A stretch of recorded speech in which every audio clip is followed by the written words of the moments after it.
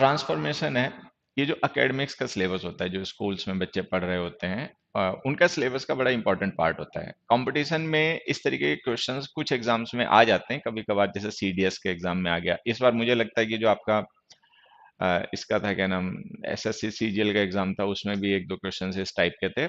बाकी जो टीचिंग के एग्जाम्स होते हैं, टीजीटी पीजीटी सीटेट वगैरह, शायद उनमें तो कॉमन होता है, इस तरीके के क्वेश्चंस काफी ज्यादा आते रहते हैं। हम्म।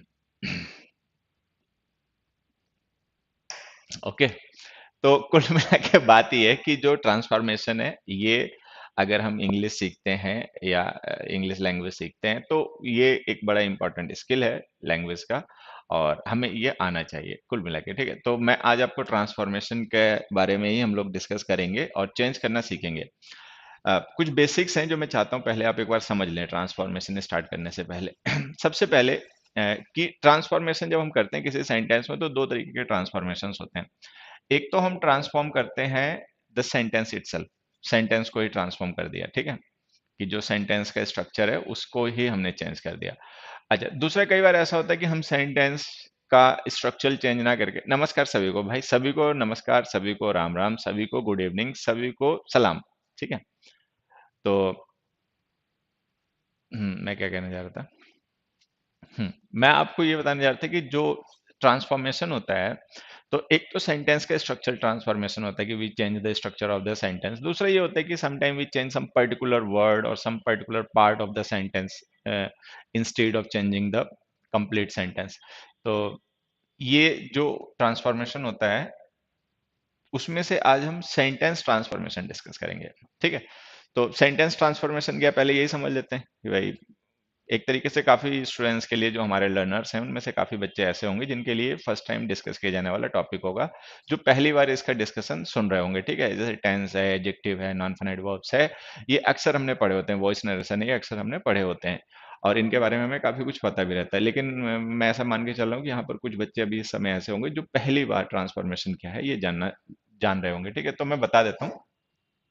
ट्रांसफॉर्मेशन हम कहते हैं सेंटेंस के ग्रामेटिकल स्ट्रक्चर को इस तरीके से चेंज करना है कि उसका मीनिंग ना चेंज हो, मतलब जो उसका मीनिंग है दैट रिमेन्स द सेम, वो सेम रहे, और केवल उसमें ग्रामेटिकल स्ट्रक्चर ही उसका चेंज हो। इसे हम ट्रांसफॉर्मेशन कहते हैं। अब दूसरी बात, व्हाई इज इट इंपॉर्टेंट, भाई ट्रांसफॉर्मेशन इंपॉर्टेंट क्यों है, हम क्यों चेंज करें, या चेंज भी करें तो हम इसको सीखें क्यों, हमें क्या जरूरत है ट्रांसफॉर्मेशन की। तो देखिए, इसको हमें सीखना इसलिए चाहिए ट्रांसफॉर्मेशन को, बिकॉज ट्रांसफॉर्मेशन जब हम अच्छे होते हैं, when we can transform sentences without changing their meanings, it helps us a lot. तो ये हमें बड़ी हेल्प करता है। अब कहाँ हेल्प करता है मैं आपको बताता हूँ।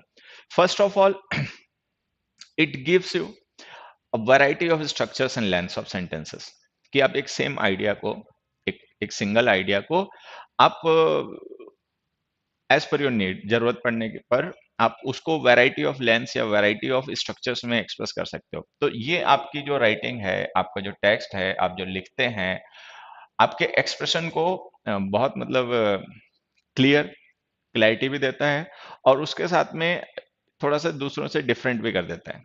ठीक है, तो एक तो ये हो गया कि it gives you variety.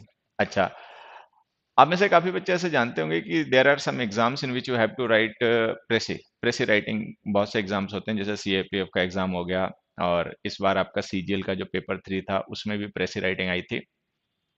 Bank के एग्जाम्स में भी, बैंक के एग्जाम्स में तो इंग्लिश के सिलेबस को लेकर वो लोग काफी मतलब एक्सपेरिमेंट करते हैं। Sometime they ask such type of question, sometime they don't ask such type of questions. तो कुल मिला के बात है कि जिन भी एग्जाम्स में प्रेसी राइटिंग आती है, तो जब आप प्रेसी लिखना चाहते हैं, तो वहां पर ये जो ट्रांसफॉर्मेशन होता है that helps you a lot, क्योंकि प्रेसी में आपको क्या करना होता है कि जो आपका जो टेक्स्ट है, वो जो काफी ज्यादा वर्ड्स में लिखा होता है, उसको आपको समराइज करना होता है। ठीक है, तो ट्रांसफॉर्मेशन हेल्प्स अ लॉट, वहां पर ट्रांसफॉर्मेशन हमें काफी हेल्प करता है। तो आपके जो कॉम्पिटेटिव का सिलेबस होता है, उसमें भी ट्रांसफॉर्मेशन आपके काम आएगा। ठीक है, और apart from that, it gives you a variety of structures and variety of length of sentences that you can express a single idea in different ways. ठीक है, तो आपको मतलब ज्यादा कॉन्फिडेंस भी देता है। और उसके अलावा मैं आपको बताऊं, जो आपके ग्रामर के कॉन्सेप्ट्स होते हैं, जो ग्रामर में आप पढ़ते हैं, जो आप सीखते हैं, ठीक है, उसको लेकर और क्लैरिटी आती है। ट्रांसफॉर्मेशन जो होता है, इसको सीखने से, समझने से, जो हमारे ग्रामर के कॉन्सेप्ट्स होते हैं, जो बहुत बार हमने बिना समझे याद कर लिए होते हैं, वो हमें काफी क्लियर हो जाते हैं, क्योंकि ट्रांसफॉर्मेशन में ग्रामर के बहुत से कॉन्सेप्ट्स का एप्लीकेशन होता है। नॉन फाइनाइट वर्ब्स के कॉन्सेप्ट्स, कंजंक्शन के कॉन्सेप्ट्स, एडजेक्टिव्स के कॉन्सेप्ट्स, नाउन के कॉन्सेप्ट्स सारे यहाँ पे एप्लीकेबल होते हैं। तो ये वहाँ भी काफ़ी हमें मदद करता है। अच्छा, अंडरस्टैंडिंग जो होती है वो क्लियर हो जाती है, उससे फ़ायदा क्या होता है मैं आपको बताऊँ। जैसे जो बच्चे सीजीएल, सीपीओ इन एग्ज़ाम्स की तैयारी करते हैं जिनमें वॉइस नरेशन के क्वेश्चन्स आते हैं। काफ़ी कॉम्पिटिटिव एग्ज़ाम्स होते हैं, सीडीएस में भी आते हैं कई बार, ठीक है? तो जिन एग्ज़ाम्स में वॉइस एंड नरेशन के क्वेश्चन्स आते हैं, तो कई बार ऐसा होता है कि जैसे कोई एक सेंटेंस हमें दिया गया और हमें उसका वॉइस चेंज करके या नरेशन चेंज करके लिखना है। तो हमें लगा इसका आंसर ये आना चाहिए, बट हम देखते हैं वहाँ पे वो ऑप्शन दिया ही नहीं। ठीक है? मतलब जो हमें लगा है कि इस क्वेश्चन का आंसर ये होना चाहिए, वहाँ पे लिखा नहीं है, ठीक है?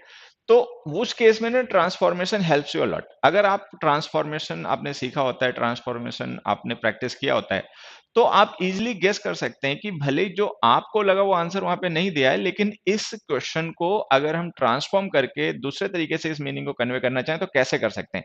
फिर हम इज़िली वो दिए गए ऑप्शंस में से आंसर फाइंड आउट कर लेते हैं। ठीक है? वैसे तो वॉइस नरेशन के क्वेश्चंस आसान होते हैं कि भई आपको क्वेश्चन पता है तो आप उसका आंसर अपने आप जान जाते हो कि ये होगा, उसी को ऑप्शन में से देख लेते हो कहाँ पे दे रखा है और टिक कर देते हो। बट कई बार ऐसा होता है, काफ़ी क्वेश्चंस ऐसे होते हैं, ठीक है? एक ही एग्ज़ाम में नहीं, अलग-अलग एग्ज़ाम्स में कई बार ऐसे क्वेश्चंस आपको मिल जाते हैं कि आपने वॉइस नरेशन का क्वेश्चन पढ़ा, उसके हिसाब से आपको लगा इसका आंसर ये आना चाहिए, लेकिन देखें तो ऑप्शन में वो कहीं दे नहीं रखा। तो फिर वहाँ पे ट्रांसफॉर्मेशन ही हमारी हेल्प करता है कि अगर हम ट्रांसफॉर्मेशन में क्लियर होते हैं, तो हम ईज़िली गेस कर लेते हैं कि भई ये जो हमारा क्वेश्चन है, इसका मीनिंग और ये जो दिए गए 4 में सेन ऑप्शंस हैं, इनमें से किसका मीनिंग सेम है और ग्रामेटिकली स्ट्रक्चर भी सही मतलब करेक्ट है। तो ट्रांसफॉर्मेशन आपको वॉइस नरेशन में भी हेल्प करता है, प्रेसी राइटिंग में भी हेल्प करता है और इन योर एवरीडे कम्युनिकेशन आपका जो रोजमर्रा का कम्युनिकेशन होता है वेदर स्पोकन और रिटन उसमें भी ट्रांसफॉर्मेशन आपको हेल्प करता है। तो that's why transformation is important. It is important to learn transformation. तो ये तो हो गई बात इंपॉर्टेंस की, ठीक है। उसके बाद में what are the types of sentence transformation. अभी जो सेंटेंस ट्रांसफॉर्मेशन हम सीखेंगे, इस सेंटेंस ट्रांसफॉर्मेशन के टाइप्स क्या होते हैं, ठीक है। तो देखिए, जैसा कि आप लोग जानते होंगे कि जो सेंटेंसेस होते हैं, जब हम उनको अकॉर्डिंग टू स्ट्रक्चर कैटेगराइज करते हैं, तो सेंटेंसेस हमारे सिंपल, कंपाउंड, कॉम्प्लेक्स होते हैं।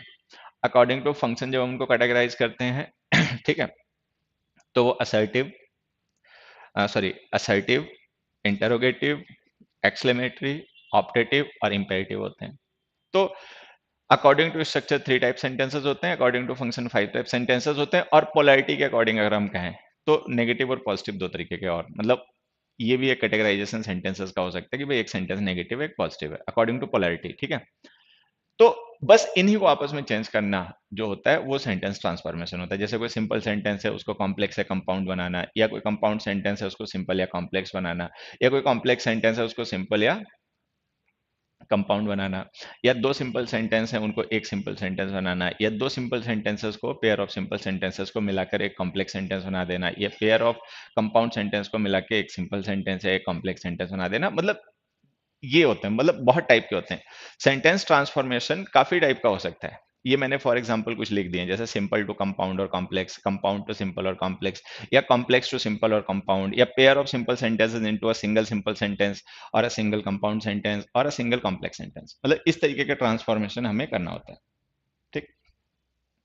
तो ये ट्रांसफॉर्मेशन क्या है, ये हमारे लिए इंपॉर्टेंट क्या है, किस तरीके के सेंटेंस ट्रांसफॉर्मेशन हो सकते हैं, बहुत टाइप के हो सकते हैं, ठीक है। कुछ फॉर एग्जाम्पल मैंने यहाँ पे मेंशन कर दिया। खैर, आज की जो हमारी क्लास है, ये जो हमारा लेक्चर है, जो जिस लाइव लेक्चर को आप लोग तुम लोगों को कुछ कमेंट्स में मुझे लगता है पढ़ लेने चाहिए, काफी देर से तुम लोग कमेंट कर रहे हो। Sir, changing from active to passive और direct to indirect is a part of transformation. Yes, that is. जो वॉइस नरेशन है वो भी ट्रांसफॉर्मेशन ही है बच्चे, वो भी तो ट्रांसफॉर्मेशन है कि हम एक फॉर्म से दूसरे फॉर्म में चेंज कर रहे हैं। हाँ। क्या आप गुड इवनिंग, गुड इवनिंग बेटा। क्या, क्या मैं ऐप पर पाकिस्तान से एनकॉम कोर्स परचेज कर सकता हूँ? हाँ, मुझे कई बार ऐसा लगता है कि जो अपने दो चार ही सही सिंसियर लर्नर्स हैं पाकिस्तान से, उनके लिए भी मतलब कोई ऑप्शन मैं दे पाऊँ, लेकिन ऐप पर ऐसा भी कोई ऑप्शन नहीं है कि आप वहाँ पे पेमेंट कर पाओ, ठीक है। बट मैं आपसे चाहता हूँ बस एक हफ्ते इंतजार कर लो, you just wait for a week, और एक हफ्ते बाद मैं कुछ ऐसा करता हूँ, मतलब कोई मतलब देखिए, कोई भी जो सीखना चाहता है मैं उसको सिखाना चाहता हूँ, जो सिंसियर लर्नर है मैं उसको सिखाना चाहता हूँ, फिर वो चाहे यूपी का हो, चाहे दिल्ली का हो, चाहे वो इस्लामाबाद का हो, चाहे क्या फ़र्क पड़ता है, ठीक है? तो मैं चाहता हूँ कि चलिए मैं कुछ करता हूँ, मैं ऐसा कुछ करता हूँ कि जिससे आप लोग भी हमारे टच में आ पाओ और अगर कुछ अच्छा सीखने को मिलता है मुझसे तो सीख पाओ। ठीक है, ऐप पे नहीं, लेकिन मैं उसके लिए कोई तरीका ढूंढता हूँ। मतलब तरीका मैंने ढूंढ लिया, बस उसको लॉन्च करना है। ठीक है, तो ये क्या नाम है आपका? हाँ भैया, आसिफ खान। एक हफ्ता इंतजार करो। हम्म। क्या अब्रॉड से ऐप असेक ऐप पर पाकिस्तान से इनकॉम का कोई भी कोर्स परचेज कर सकते हैं? आप वहां से परचेज नहीं कर सकते, पेमेंट नहीं कर सकते। ठीक है, हमारी पेमेंट जो होगी ना वो इंडियन जो सिस्टम है उसी से हो पाएगी। लेकिन आप इंतजार करो, मतलब एक हफ्ते का इंतजार करो, एक हफ्ते बाद मैं आपके लिए कुछ करता हूँ। बिल्कुल करता हूँ, बिल्कुल करता हूँ। मैं भी हूँ। Good evening. तो हैं, मतलब अपने चार पांच सिंसियर लर्नर्स हैं पाकिस्तान से, और तो करता हूँ मैं कुछ आप लोगों के लिए। ठीक है, आ जाइए, वापस आते हैं। तो कुल मिला के जो आज की हमारी क्लास है, आज की क्लास में हम लोग डिस्कस करेंगे transformation from compound to simple sentences. मतलब कंपाउंड सेंटेंसेस को सिंपल सेंटेंसेस में कैसे ट्रांसफॉर्म किया जाता है, क्या टेक्निक्स होती हैं, किन बातों का ध्यान रखना पड़ता है, किस टाइप की वैरायटी हो सकती है सेंटेंसेस में, ये सब आज हम लोग काफी डिटेल में डिस्कस करने जा रहे हैं। तो आज का जो हमारा टॉपिक है, मतलब ट्रांसफॉर्मेशन तो मेन टॉपिक है, लेकिन ट्रांसफॉर्मेशन में जो सब टॉपिक हम आज लोग डिस्कस करेंगे, ठीक है, वो है changing compound sentences into simple. कि किसी कंपाउंड सेंटेंस को सिंपल सेंटेंस में चेंज करना है, ये हमारा टॉपिक है, जिसको मैं आज चाहूंगा कि आज के हम लेक्चर में टोटल कंप्लीट डिस्कस कर लें। मतलब इसमें कोई भी पॉइंट ना छूटे, सारा हम डिस्कस कर लें। ठीक है, सब टॉपिक है, हालांकि छोटा है, लेकिन मतलब इतना भी नहीं है, तो टाइम लगेगा, हम लोग इसको आज डिस्कस करके चलेंगे। मेरा कमेंट अच्छा, ऐसे कहोगे तब तो पढ़ना ही पड़ेगा। क्या है तुम्हारा कमेंट भाई? सर, आपसे बेस्ट ग्रामर क्रिस्टोफर फिनिक्स गरीबों का मसीहा पढ़ाते हैं। You looted students in doctor Mukherjee. हाँ, मैंने तो दो चार को लूट लिया। ठीक है, और अब बेटा अजय शर्मा, मैं खैर तुम्हारे चक्कर में क्रिस्टोफर सर को कुछ कह दूं तो उससे कोई फर्क नहीं पड़ेगा, क्योंकि उनकी गलती नहीं है, ये गलती तुम्हारी अपनी खुद की ही है। ठीक है, पहले मैं तुम्हें कर देता हूँ इसमें हाइड। चलो, ये हो गए तुम हाइड। ठीक है, इतने उल्लू बच्चे हैं, इन्हें कौन बताए कि हमारे बहुत से स्टूडेंट उनसे अच्छा पढ़ा लेते होंगे, जिनकी ये बड़ाई बड़ाई करते घूम रहे हैं। ठीक है, अब लेकिन अब क्या बताएं, चलो ठीक है भाई, जो भी अच्छा लग रहा है आपको, लग रहा है ना कि कोई अच्छा पढ़ाता है, मैं तो ये चाहता हूँ सारे लोग अच्छा पढ़ें। मेरा फोकस इस पे नहीं कि मैं अच्छा पढ़ाऊं, मैं चाहता हूँ सारे अच्छा पढ़ें। आपको लगता है कि कोई ऐसा पर्सन है जो आपको अच्छा पढ़ा रहा है, उससे आपको फायदा हो रहा है और आप उससे सेटिस्फाई हो? मैं भी यही चाहता हूँ बेटा। मैं कोई ये नहीं चाहता कि तुम मेरे से ही पढ़ो जबरदस्ती, कि मैं ही सबको पढ़ाऊं, मैं ही सबको सिखाऊं, ऐसा कुछ नहीं है। मैं चाहता हूँ लोग अच्छा पढ़ें, लोग अच्छा सीखें, किसी से भी। तो तुम्हें लग रहा है कि कोई ऐसा है जो तुम्हें अच्छा सिखा सकता है, तुम्हें अच्छा पढ़ा सकता है? अरे भाई, इससे अच्छा और क्या हो सकता है? पढ़ो जाके। ठीक है, अच्छी बात है, लेकिन मुझे नहीं लगता कि तुम इंग्लिश में कमेंट तक तो लिख नहीं पा रहे। तो क्या तुम्हारे सर तुम्हें पढ़ाते होंगे? ठीक है, लेकिन फिर भी चलो, इफ यू आर सेटिस्फाइड बहुत अच्छी बात है। तो मुझसे किस बात की रंज है? मुझसे क्यों खफा है भाई? हैं? एवं ही। चलो आ जाओ। ये इन्हें नहीं पता, ये इन्हें नहीं पता कि वो, मेरी बात छोड़ो, मेरे स्टूडेंट्स के सामने नहीं टिक पाएंगे, लेकिन अब क्यों किसी की फजीयत करते घूमो? ये ऐसे उल्लू बच्चे हैं, अपनी टीचर्स के भी कपड़े उतरवा देते हैं असल में। ठीक है, और फिर अच्छा पढ़ा रहे हैं तो पढ़ो जाके, फिर परेशान क्यों? मुझे ये नहीं समझ में आ रहा, मैं कौन सा चाहता हूँ तुम मेरे से पढ़वा के? मैं किसी को नहीं पढ़ाना चाहता, मैं उन्हीं को पढ़ाना चाहता हूँ जो मुझसे पढ़ना चाहते हैं। ठीक है, और हिले हुए और बेसउरों को मैं वैसे चाहता हूँ मेरे से दूरी रहा करें वो। ठीक है, तो बहुत अच्छी बात है बेटा, तुम अच्छा पढ़ रहे हो, तुम अच्छा सीख जाओ, काबिल हो जाओ, लाइफ में सेटल हो जाओ, तुम्हारा घर बार बस जाए, और इससे ज्यादा क्या चाहिए? ठीक है, मैं ये थोड़ी होता हूँ तुम मेरे से ही पढ़ो या मैं ही तुम्हें पढ़ाऊं। तुम अच्छा पढ़ो, अच्छा सीखो, तुम्हारा काम हो जाए, कोई भी तुम्हें पढ़ा दे, क्या फर्क पड़ता है? ठीक है, चलो गया बच्चा। मस्त रहो यार, सभी बहुत अच्छे रहो। ये है पगले, इन्हें अकल सहूर है नहीं, स्कूल कॉलेज में कभी तमीज से पढ़े नहीं। ठीक है, तो छोड़ो। हाँ, अब आ जाते हैं यहाँ पर। तो हम बात ये कर रहे थे कि आज हम लोग सीखेंगे कंपाउंड सेंटेंस को सिंपल सेंटेंस में चेंज करना। ये आज का हमारा टॉपिक है। ठीक है, पूरा इस सब टॉपिक को हम पूरा कंप्लीटली आज के क्लास में कवर करेंगे। अच्छा, इसको स्टार्ट करने से पहले ना, मैं चाहता हूँ कुछ और भी बेसिक्स आप लोग जान लें, जो अगर आपको पहले से ना पता हो। ठीक है, देखिए, सबसे पहले a simple sentence is a single clause having a subject and a predicate. सबसे पहले ये बात दिमाग में रख लीजिए। हाँ, छोड़ दो यार, दूसरे टीचर्स को छोड़ दो भाई मेरे, दूसरों के पीछे पड़ जाते हो तुम लोग। वो एक लल्लू था, उसको मैंने अभी ब्लॉक करा, हाइड करा, वो अपना चैन से अब बैठा होगा जाके। क्यों पढ़ के छोड़ो। तुम मुझे जानते हो, दूसरों को भी जानते हो, और ये जिन सर का गाना गा रहे हैं उनका कोई वीडियो वीडियो देख लेना, लेवल अपने आप क्लियर हो जाएगा, ठीक है। हाँ।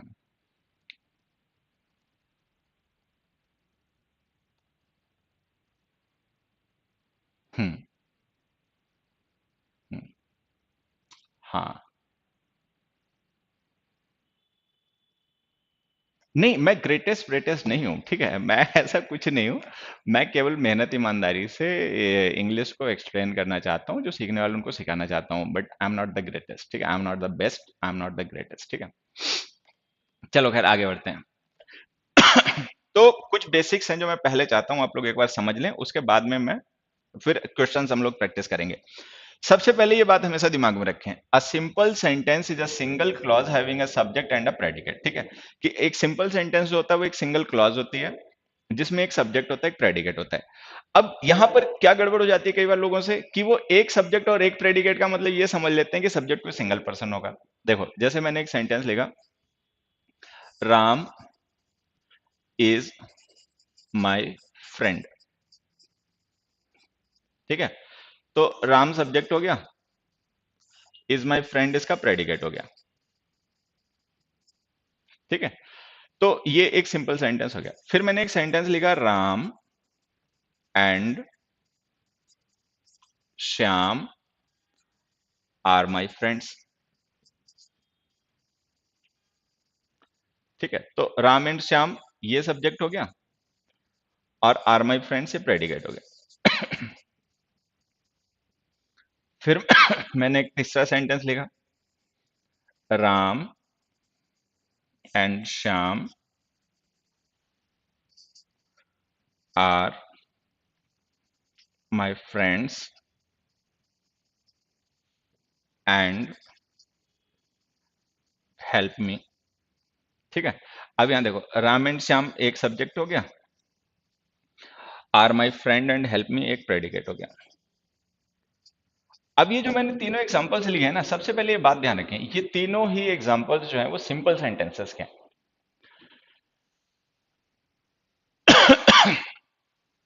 आ जाओ।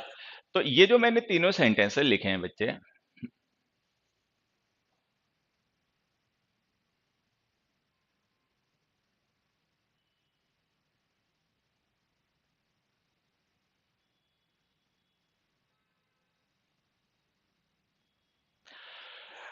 मेरे, क्या बोलूं, अबे मान जाओ, इधर ध्यान दे लो, छोड़ो इधर उधर के लोगों पे ध्यान मत दो, इधर छोड़ो, ठीक है। हाँ, यहाँ आ जाओ, जो मैं कह रहा हूँ ये ज्यादा जरूरी है, नहीं तो इसको सुनने में अगर चूक गए तो गलतियां करते घूमते रहोगे, समझे। देखो, मैंने लिखा राम इज माई फ्रेंड, ठीक है। तो राम सब्जेक्ट हो गया, इज माई फ्रेंड प्रेडिकेट हो गया, तो ये हो गया सिंपल सेंटेंस। अब जनरली होता है क्या, प्रेडिकेट हम किसे कहते हैं, प्रेडिकेट कहते हैं हम उसे जो सब्जेक्ट के बारे में कहा जा रहा हो जिसमें मेन वर्ब हो, ऐसे ही होता है ना। अब यहाँ देखो, Ram and Shyam are my friend, यहाँ पे हम देखें तो हमने सब्जेक्ट जो है ना वो दो लिखे हैं, राम एंड श्याम।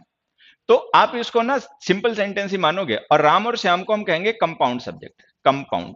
तो मान लो अगर हम दो वर्ड्स को एंड से जोड़कर किसी एक प्रेडिकेट के लिए सब्जेक्ट बना लें, अब ये दोनों सब्जेक्ट है ना, राम एंड श्याम, इनका कॉमन प्रेडिकेट हो गया are my friend. Are my friend जो है वो श्याम के लिए और राम के लिए, दोनों के लिए वैलिड है।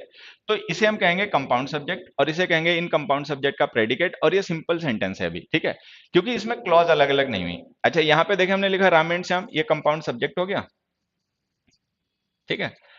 आर माई फ्रेंड्स एक प्रेडिकेट था, हेल्प मी दूसरा प्रेडिकेट है, दोनों को जोड़ दिया तो कंपाउंड प्रेडिकेट हो गया। तो यहां पे हमें देखने में लग रहा होगा कि दो अलग अलग सब्जेक्ट हैं, दो अलग अलग प्रेडिकेट हैं, ठीक है। तो ये सिंपल सेंटेंस नहीं रहा, लेकिन ध्यान देना ये सिंपल सेंटेंस है। क्यों सिंपल सेंटेंस है, क्योंकि ये दोनों प्रेडिकेट हमने एंड से जोड़ रखे हैं, तो ये कंपाउंड प्रेडिकेट हो गए। ये दोनों सब्जेक्ट हमने एंड से जोड़ रखे हैं, तो ये कंपाउंड सब्जेक्ट हो गए। तो ये कंपाउंड सब्जेक्ट कंपाउंड प्रेडिकेट जो है ना वो एक ही साथ एडजस्ट हो रहे हैं, दो अलग अलग क्लॉज में नहीं लिखे जा रहे, इसीलिए ये भी सिंपल सेंटेंस है। तो हम सिंपल सेंटेंस, हाँ,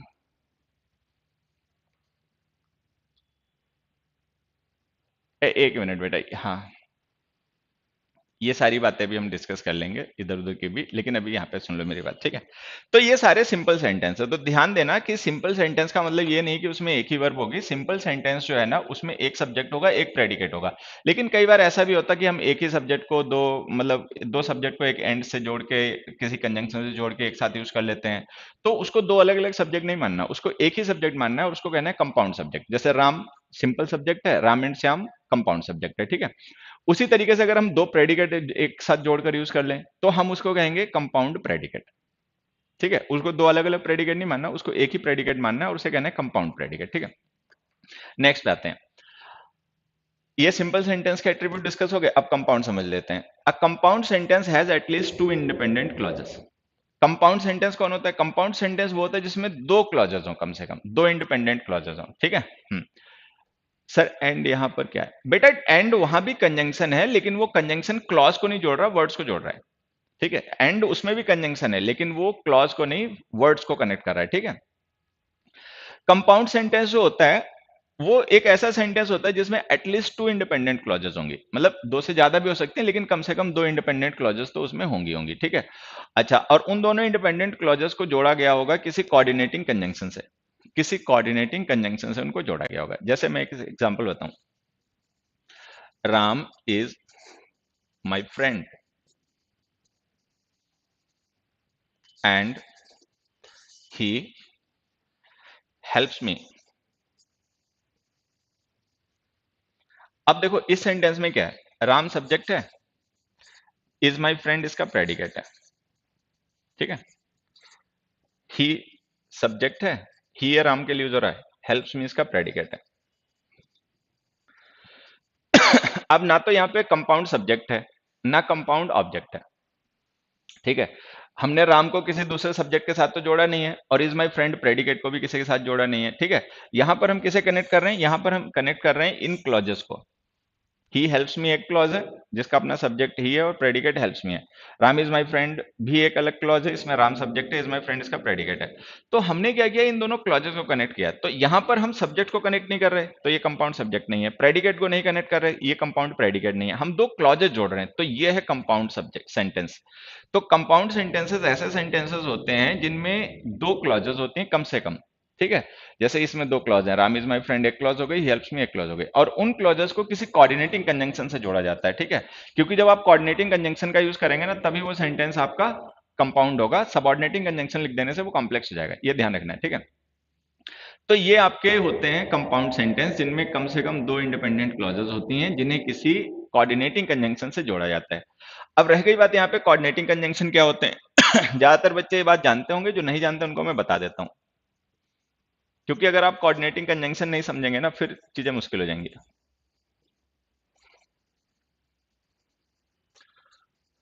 देखिए, इंग्लिश में कोऑर्डिनेटिंग कंजंक्शंस होते हैं गिने चुने।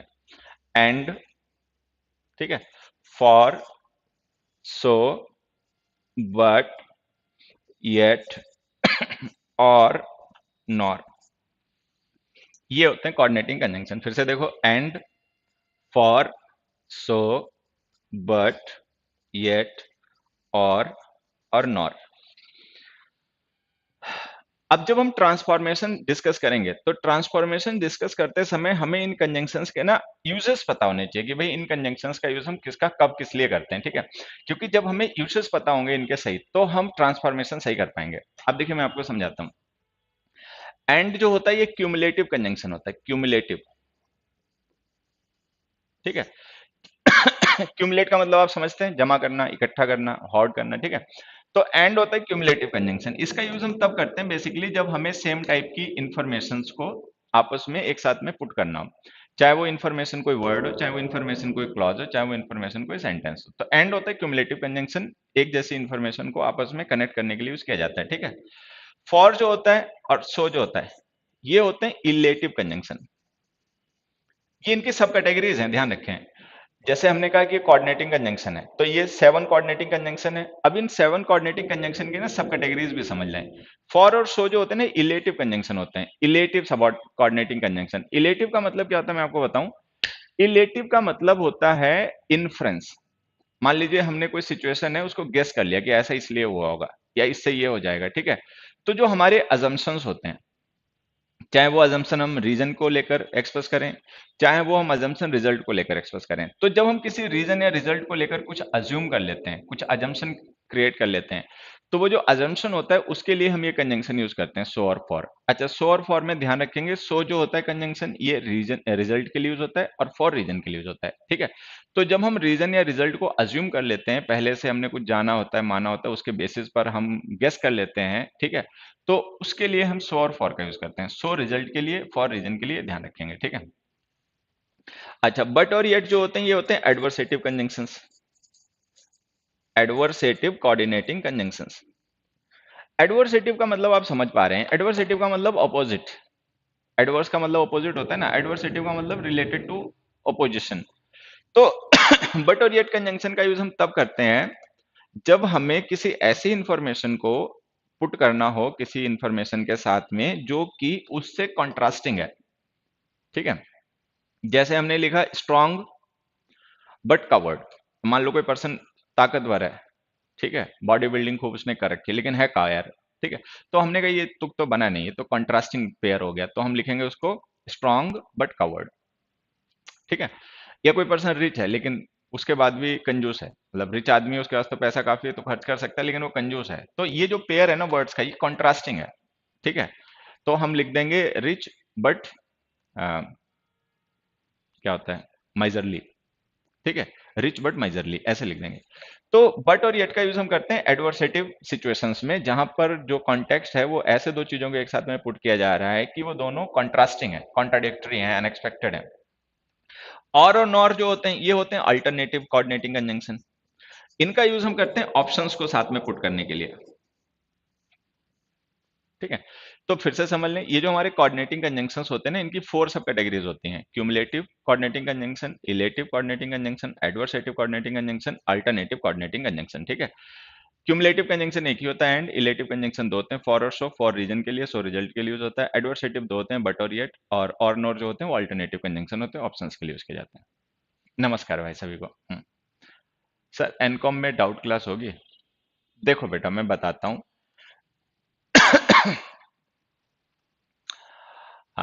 जानम Khan, dash Singh and Christopher Winnings have been wasting the time of students and are the different side of same coin,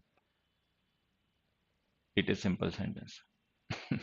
अब देखो बेचारे ये पाकिस्तान के हैं, जानम खान ये पाकिस्तान से हैं, और इंडिया के टीचर्स को ना ये तक समझते हैं कि कौन कैसा पढ़ाता है, और हमारे यहाँ के ऐसे हैं बैल बुद्धि, ठीक है, उनको समझाना मुश्किल है। ये समझ गए लेकिन हमारे यहाँ का बैल बुद्धि नहीं समझेगा, मोटी बुद्धि वो समझेगा नहीं, ठीक है। क्या बताएं।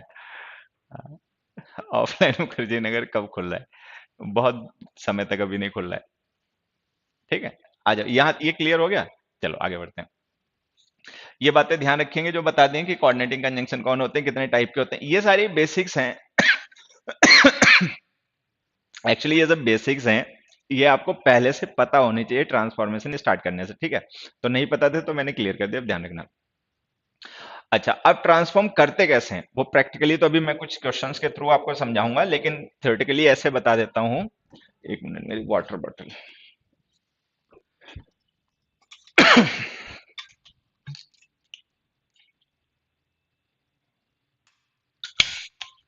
मैं ऐसे बता देता हूं थ्योरेटिकली कि जब हम ट्रांसफॉर्म करते हैं किसी सेंटेंस को कंपाउंड से सिंपल में, तो उसमें उसकी एक क्लॉज को, कोऑर्डिनेटिंग को या मेन क्लॉज को, मतलब जो दो कोऑर्डिनेटिंग क्लॉजेस होती हैं उनमें से किसी एक क्लॉज को हम चेंज कर देते हैं किसी फ्रेज में, मतलब क्लॉज को फ्रेज में चेंज कर दिया जाता है।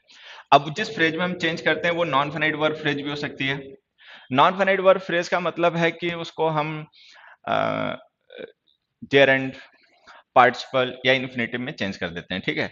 या वो प्रेपोजिशनल फ्रेज हो सकती है कि हम उसको नॉन फाइनाइट वर्ब का ना यूज करके किसी प्रेपोजिशन का यूज करके उसको फ्रेज में कन्वर्ट कर दें। या कोई नाउन फ्रेज है, जनरली पॉजिटिव केस में यूज करते हैं नाउन फ्रेजेस को, कोई नाउन फ्रेज या कोई एडजेक्टिव फ्रेज में चेंज कर लेते हैं, ठीक है। तो इस तरीके से हम उसको चेंज करते हैं। खैर ये तो थ्योरेटिकल बात हो गई, अब मैं प्रैक्टिकली आपको ये क्वेश्चंस की मदद से समझाता हूँ। इसके लिए मैंने कुछ अच्छे क्वेश्चंस प्रिपेयर किए हैं, और उन क्वेश्चंस की मदद से आप ये सीख जाएंगे कि हम ट्रांसफॉर्मेशन कंपाउंड सेंटेंसेस का सिंपल सेंटेंसेस में कैसे करते हैं, ठीक है।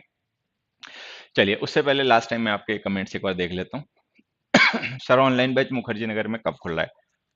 अभी तो मान के चलो मार्च तक तो नहीं, ठीक है, सर्दियां हैं, सर्दियों में तो कौन मुखर्जी नगर जाएगा। तो फिलहाल अभी हमारे दिमाग में कुछ भी ऐसा नहीं है कि हम मुखर्जी नगर जाएं। हम तो चाहते हैं बच्चा हमसे यहाँ पढ़ने आए जहां हम पढ़ाते हैं, ठीक है। दूसरा, जानम खान ने डाउट पूछने के सामने सारी बात कह दी।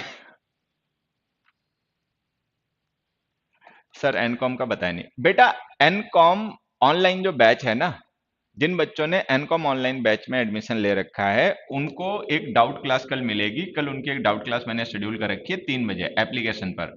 तो हमारे एप्लीकेशन पे उनकी एक क्लास होगी कल 3 बजे, ठीक है, एनकॉम ऑनलाइन वाले बच्चों की। हाँ, टेलीग्राम पे मैंने नोटिफाई भी कर दिया, लेकिन ये तो ऐसे ही है। लव यू बेटा। चलो ठीक है, गुड इवनिंग हो गया। Let's start. देखिए, मैंने ये जो आपके कंजंक्स जो कंपाउंड सेंटेंसेस होते हैं जिनको हमें ट्रांसफॉर्म करना सीखना है सिंपल सेंटेंसेस में, मैंने इनको ना जैसे 4 टाइप की सब 4 सब कैटेगरीज होते हैं कोऑर्डिनेट कंजंक्शंस की, क्यूमुलेटिव, एडवर्सेटिव, इलेटिव और ऑप्टेटिव। तो मैंने ना इनको अलग अलग ही कैटेगराइज कर दिया। सबसे पहले हम डिस्कस करेंगे ऐसे कंपाउंड सेंटेंसेस जिनमें एंड कंजंक्शन का, क्यूमुलेटिव कंजंक्शन का यूज होता है। ठीक है, फिर उसके बाद में दूसरे टाइप के कंजंक्शन, फिर तीसरे टाइप, फिर चौथे टाइप के, ठीक है। ये हमेशा ध्यान देना कि कोऑर्डिनेटिंग कंजंक्शंस जो होते हैं उनकी 4 सब कैटेगरीज होती हैं, ठीक है। हम्म, बहुत अच्छा हूं मैं।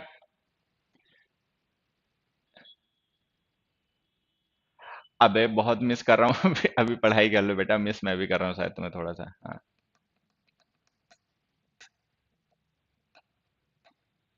हम्म, ठीक है। तो सबसे पहले मैं ना एंड जो हमारा क्यूमुलेटिव कंजंक्शन होता है इसके साथ लिखे गए कंपाउंड सेंटेंसेस को सिंपल सेंटेंसेस में आपको चेंज करना सिखाता हूं या आपके साथ डिस्कस करता हूं। देखिए, एक स्लाइड पे 3 सेंटेंसेस हैं। पहला सेंटेंस है a man helped me yesterday, ये एक क्लॉज हो गई, main clause. And he was very intelligent, ये कोऑर्डिनेट क्लॉज हो गई। एंड कोऑर्डिनेट कंजंक्शन होता है तो उसके साथ लिखी गई क्लॉज कोऑर्डिनेट हो गई। तो वो मेन क्लॉज हो गई, ये कोऑर्डिनेट क्लॉज हो गई, और इन दोनों को मतलब क्लॉजेस को हमें कुछ इस तरीके से एडजस्ट करना है जिससे हमारा सिंपल सेंटेंस बन जाए, ठीक है। एक बार कोशिश तुम लोग भी करो, फिर मैं इसका आंसर अभी बताता हूँ। दूसरा सेंटेंस है father has bought a new phone, पिताजी ने एक नया फोन खरीदा है, and the phone is made in India, और जो फोन है वो मेड इन इंडिया है। तो इसमें भी देखो 2 क्लॉज हैं, father has bought a new phone main clause हो गई, and the phone is made in India ये हमारी कोऑर्डिनेट क्लॉज हो गई। अब इन दोनों कोऑर्डिनेट क्लॉज को मिलाकर हमें एक सिंपल सेंटेंस बनाना है। My uncle Saint me this beautiful gift, ठीक है, अंकल ने मुझे ये ब्यूटीफुल गिफ्ट भेजा है, ये मेन क्लॉज हो गई। And he is an engineer, और जो अंकल है वो इंजीनियर है, ये कोऑर्डिनेट क्लॉज हो गई। तो मेन क्लॉज और कोऑर्डिनेट क्लॉज हो गई, तो ये कंपाउंड सेंटेंस हो गया। अब हमें इसको सिंपल सेंटेंस में चेंज करना है, ठीक है। हम्म, चलो आ जाओ। देखो, सबसे पहले मैं इसका आपको बताता हूं। इस सेंटेंस में आप ध्यान से देखें तो ये जो ही हमने प्रोनाउन यूज किया है, मतलब जो बता रहा हूं इस पे ध्यान देना। ये ही जो प्रोनाउन यूज किया हमने वो अ मैन के लिए यूज किया, ठीक है। तो वो अगर हम ही चाहें तो रिमूव कर देंगे, मैन उसकी जगह काम करता रहेगा, ठीक है। अच्छा, वॉज लिंकिंग वर्ब होती है, इसका कोई फंक्शन होता नहीं, ये केवल सब्जेक्ट को और कॉम्प्लीमेंट को लिंक करने के लिए यूज की जाती है। तो यहाँ पे देखिए कॉम्प्लीमेंट क्या है, वेरी इंटेलिजेंट, एक एडजेक्टिव। तो ये एडजेक्टिव चूंकि हम ही प्रोनाउन के लिए यूज कर रहे हैं इसीलिए हमने प्रेडिकेटिवली लिखा। अगर हम चाहें तो इंटेलिजेंट एडजेक्टिव को मैन के साथ में एट्रीब्यूटिवली लिख के भी ये काम चला सकते हैं। तो इसका मतलब ये जो पूरी क्लॉज है ना, हम इसको रिमूव कर सकते हैं। ही तो वैसे रिमूव हो जाएगा क्योंकि ही मैन के लिए ही यूज हो रहा है, किसी और के लिए यूज नहीं हो रहा, तो ही रिमूव कर देंगे, मैन उसकी जगह आ जाएगा। अच्छा, वेरी इंटेलिजेंट जो एडजेक्टिव है, जिस एडजेक्टिव के थ्रू हम ही की क्वालिटी बता रहे हैं वो क्वालिटी एक्चुअली मैन की है। तो अगर हम इंटेलिजेंट एडजेक्टिव के थ्रू मैन की क्वालिटी डिस्क्राइब कर रहे हैं तो पूरी क्लॉज लिखने की क्या जरूरत है, उस एडजेक्टिव को एट्रीब्यूटिवली मैन के साथ लिख दो। इसको ऐसे लिख दो, a very intelligent man, a very intelligent man, a very intelligent man help me yesterday.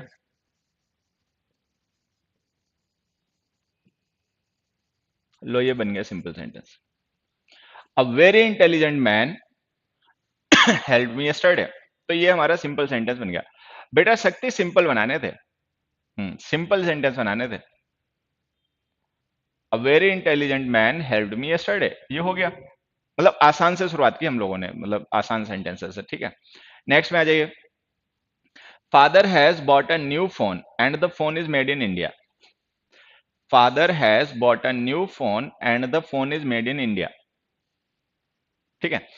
अब इसमें देखिए क्या है ये जो हमने न्यू फोन लिखा है और द फोन लिखा है, ये द फोन इसी न्यू फोन के लिए यूज हुआ, किसी और के लिए तो यूज नहीं हुआ।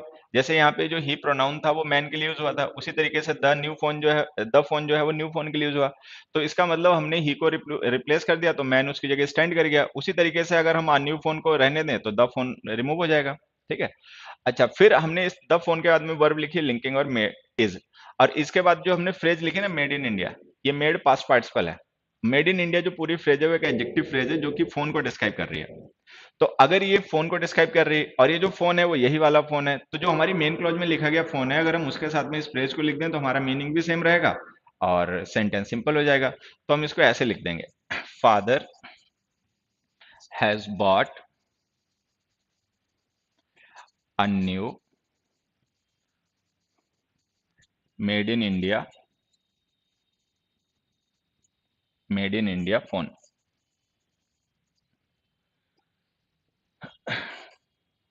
तो हम इसको ऐसे लिख के सिंपल सेंटेंस बना सकते हैं। माई लिखने की जरूरत नहीं बच्चे, फादर इज ओके। ठीक है, फादर ही सही है। Father has bought a new made in India phone. ठीक है, father has bought a new made in India phone.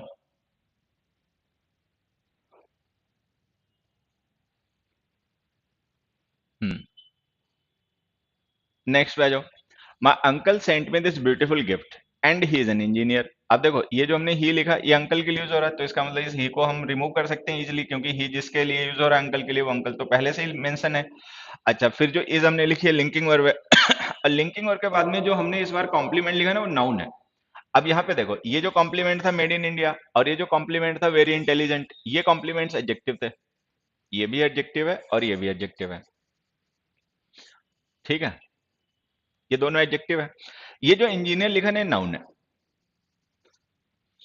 तो ये हमने पहले भी पढ़ा होगा कि जब हम किसी एक नाउन को किसी दूसरे नाउन को डिस्क्राइब करने के लिए यूज करते हैं तो हम उसको पॉजिटिव केस में उसके साथ लिख देते हैं। तो इसमें हमें क्या करना है, ये जो एन इंजीनियर है ना यही बस एक एडिशनल न्यू इन्फॉर्मेशन है। बाकी इज तो लिंकिंग वर्ब होती है, किसी एक्शन को तो रेफर करती नहीं, उसे तो हम ऐसे इजिली रिमूव कर सकते हैं। ही जो प्रोनाउन है वो अंकल के लिए यूज हो रहा है, तो अंकल के लिए अगर यूज हो रहा है तो ही को भी हम इजिली रिमूव कर सकते हैं। तो हमें एन इंजीनियर को केवल जस्टिफाई करना है सेंटेंस में।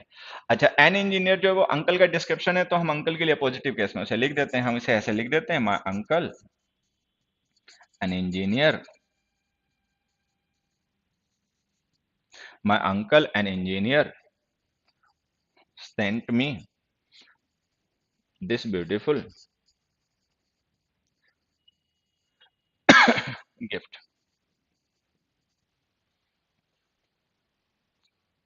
ठीक है, तो हम इसको ऐसे लिख देंगे, my uncle an engineer sent me this beautiful gift. हम्म।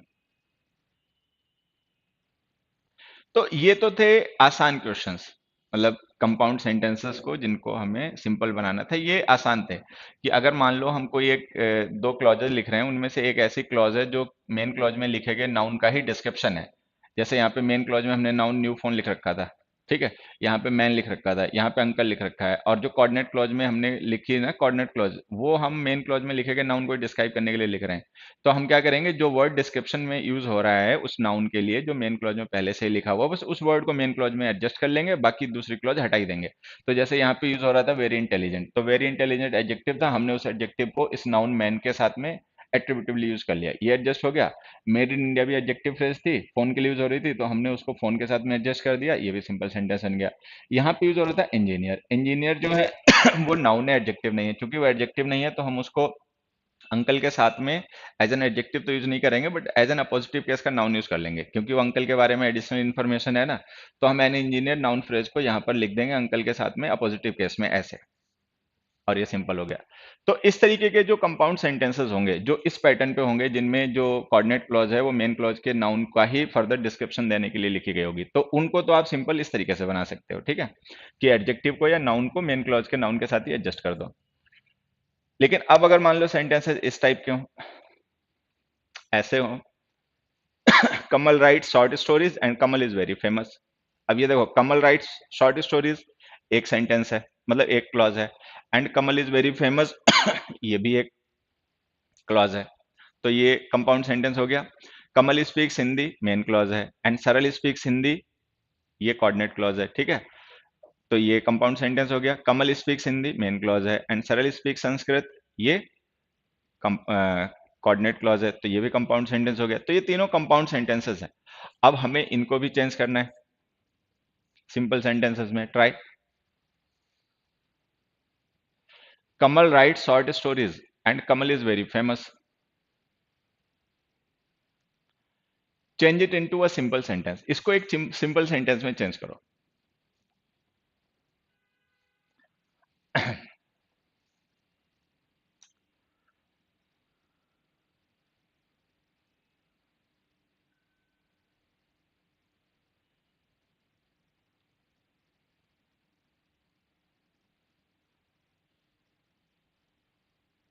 बेटा मनीष गोस्वामी, काफी पास पहुंच गए हो, लेकिन थोड़ा सा ही गड़बड़ है बस।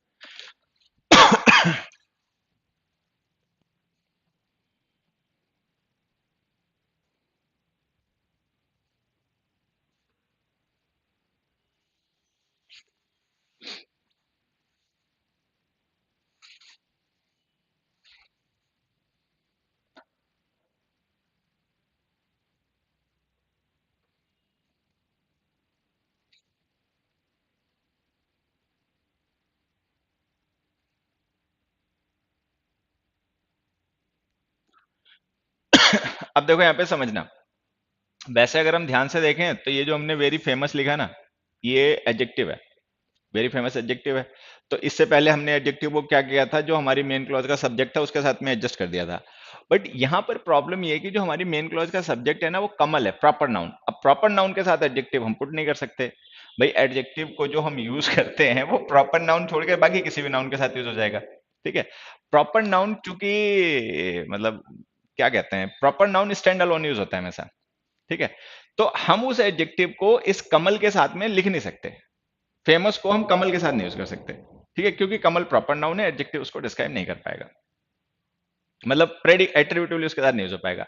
तो हम इसको कैसे लिखेंगे, देखो, Kamal writes short stories and is very famous.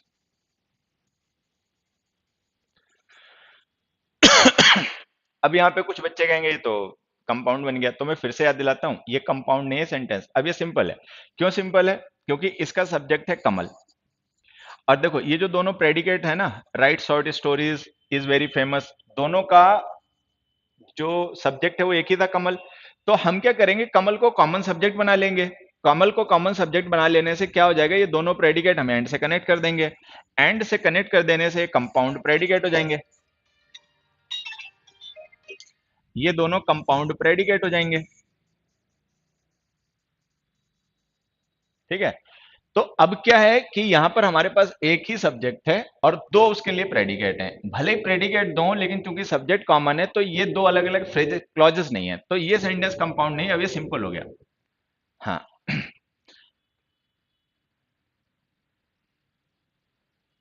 तो हम लिखेंगे Kamal write short stories and is very famous.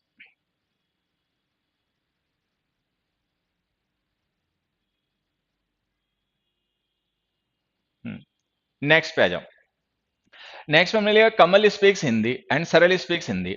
अब यहां पर देखो क्या था, यहां पर दो अलग अलग प्रेडिकेट थे, ये प्रेडिकेट वन है, ये प्रेडिकेट टू है, ठीक है। लेकिन दोनों का सब्जेक्ट कॉमन था, ये सब्जेक्ट है और ये सब्जेक्ट डैश है, ठीक है। यहां पर क्या है, यहां पे ऐसा नहीं है, यहां पे देखें तो प्रेडिकेट एक ही है, स्पीक्स हिंदी, सब्जेक्ट अलग है, ये सब्जेक्ट वन है कमल, और ये सरल सब्जेक्ट टू है, ठीक है। और ये प्रेडिकेट है और ये प्रेडिकेट डैश है। तो यहां पे हम देख रहे हैं प्रेडिकेट कॉमन है, सब्जेक्ट दोनों अलग अलग हैं। यहां पे क्या था, सब्जेक्ट कॉमन था, प्रेडिकेट अलग अलग थे। तो जब सब्जेक्ट कॉमन था, प्रेडिकेट अलग अलग थे, तो हमने प्रेडिकेट्स को कंपाउंड प्रेडिकेट बना दिया। अब यहाँ पे प्रेडिकेट सेम है, सब्जेक्ट अलग अलग हैं, तो सब्जेक्ट्स को कॉमन, सब्जेक्ट्स को कंपाउंड सब्जेक्ट बना देंगे। तो इसको हम ऐसे लिख देंगे, कमल एंड सरल स्पीक हिंदी।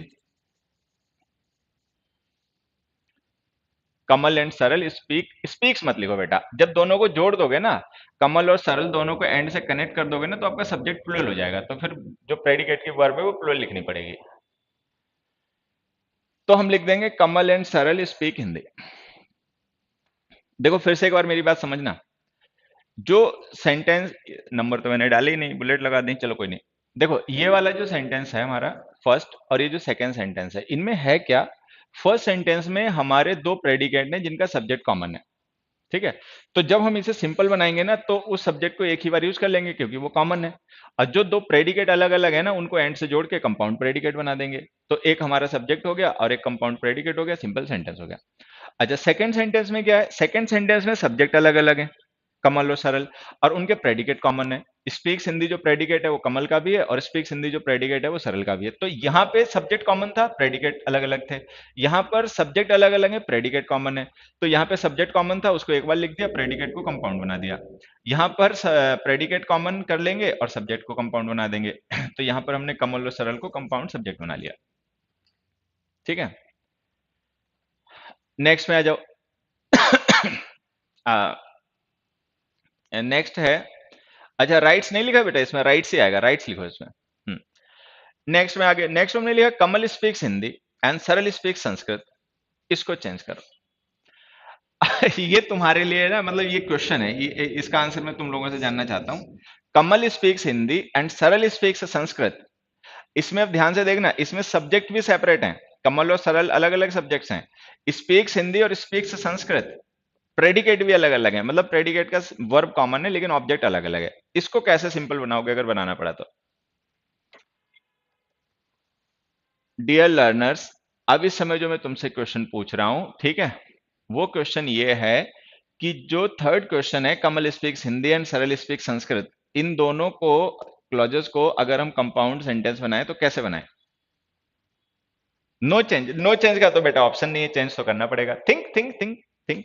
यही मैंने क्या कहा था, ट्रांसफॉर्मेशन जो है ना, that brings clarity to our concepts of grammar. हमारे जो ग्रामर के कॉन्सेप्ट्स होते हैं उनको बहुत क्लियर कर देता है, ठीक है, दिमाग लगाना पड़ता है ज्यादा। हम्म। कमल स्पीक्स हिंदी वेयर एज सरल स्पीक संस्कृत, बेटा ये कॉम्प्लेक्स सेंटेंस बन गया। वेयर एज सबॉर्डिनेटिंग कंजंक्शन होता है, ये कॉम्प्लेक्स हो गया, सिंपल नहीं रहा। ये नहीं बनेगा बेटा, बनेगा, अरे क्यों नहीं बनेगा, ऐसे ही नहीं बनेगा, बनेगा, ये जरूर बनेगा simple, but you have to think for that.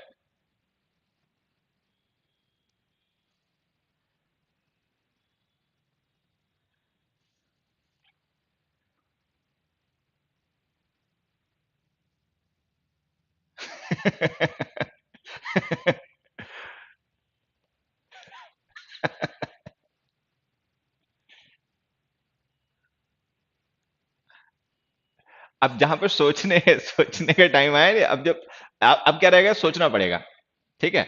Remove and, हाँ एंड रिमूव कर दो। तो कनेक्ट कैसे करोगे? कनेक्टिंग डिवाइस चाहिए होगी कि बेटा नहीं चाहिए होगी? एंड रिमूव कर दो, मतलब जो अच्छा लगे वो कर लो। देखो बेटा इस तरीके के सेंटेंसेस को हम कैसे चेंज करते हैं, मतलब सिंपल में कैसे चेंज करते हैं। कमल एंड सरल speak Hindi and Sanskrit respectively. ये रहा। अब देखो मीनिंग भी चेंज नहीं हुआ, प्रॉपर मीनिंग भी कन्वे हो रहा और सेंटेंस भी हमारा सिंपल हो गया। कमल एंड सरल speak Hindi and Sanskrit respectively. Respectively का मतलब पता है क्या? रेस्पेक्टिवली का मतलब ये हो गया कि जो पहले लिखा गया सब्जेक्ट है उसका पहला वाला ऑब्जेक्ट है, मतलब जो हिंदी है वो कमल के लिए है और संस्कृत जो है वो सरल के लिए है। तो रेस्पेक्टिवली का मतलब है इन दैट सेम ऑर्डर, उसी ऑर्डर में, मतलब जैसे सब्जेक्ट का जो ऑर्डर है ना वही ऑब्जेक्ट का ऑर्डर है। कमल एंड सरल में कमल पहले लिखा, सरल बाद में लिखा। तो जो पहला ऑब्जेक्ट हिंदी है वो कमल के लिए, दूसरा ऑब्जेक्ट जो संस्कृत है वो सरल के लिए। तो यहाँ पे जो एडवर्ब रेस्पेक्टिवली है ना, ये हमारी हेल्प करेगा। कमल एंड सरल speak Hindi and Sanskrit respectively, ठीक है, ये हो गया। चलो आ जाओ। मतलब ये टाइप है, वैरायटी ऑफ क्वेश्चंस हैं, कैसे कैसे क्वेश्चंस हो सकते हैं वो मैं आपके साथ डिस्कस कर रहा हूँ। Next page. नेक्स्ट क्वेश्चन देखो, we went to the park, we went to the central park and we played cricket there, he helped her and she thanked them, they left the meeting early and this confuse all the members. ठीक है, ये तीनों sentences compound है और इनको भी हमें simple sentence में चेंज करना है। ठीक है,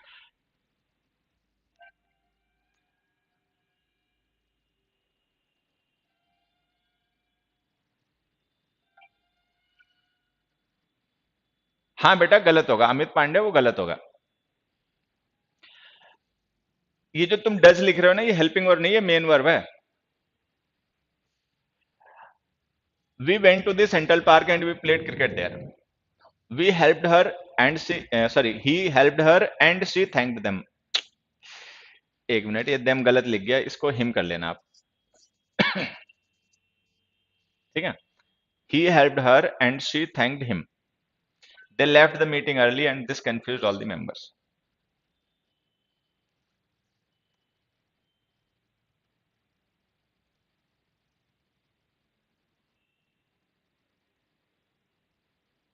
पैसिव बनाने की जरूरत नहीं थी, वॉइस मत चेंज करो बेटा। आदर सिंह, वॉइस चेंज करने की जरूरत नहीं है।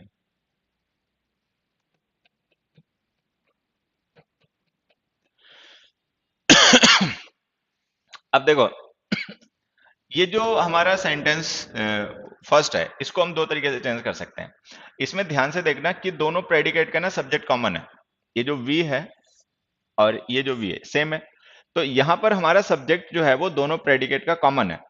तो इस तरीके से जब आपका सब्जेक्ट कॉमन हो ना दोनों प्रेडिकेट का, तो आप मतलब अगर कॉमन सब्जेक्ट दोनों प्रेडिकेट के लिए अलग अलग यूज हो रहा है, तो आप उसको क्या करें, सब्जेक्ट को एक बार में यूज कर लें कॉमन, और प्रेडिकेट्स को कंपाउंड बना दें एंड से जोड़ के, जैसा अभी हमने पिछले स्लाइड पे किया था। तो इसको कंपाउंड से सिंपल बनाने का एक सबसे आसान तरीका तो ये कि आप लिख दो we went to the central park and played cricket there, जैसे अभी हमने पहले डिस्कस किया था। ठीक है, वो एक तरीका है। लेकिन अब एक छोटी सी बात मैं आपको और बताता हूँ, ध्यान देना कि जब हम किसी सेंटेंस का ट्रांसफॉर्मेशन करते हैं, ठीक है, तो किसी भी सेंटेंस का जब हम ट्रांसफॉर्मेशन करते हैं, एक मिनट बच्चों होल्ड करें।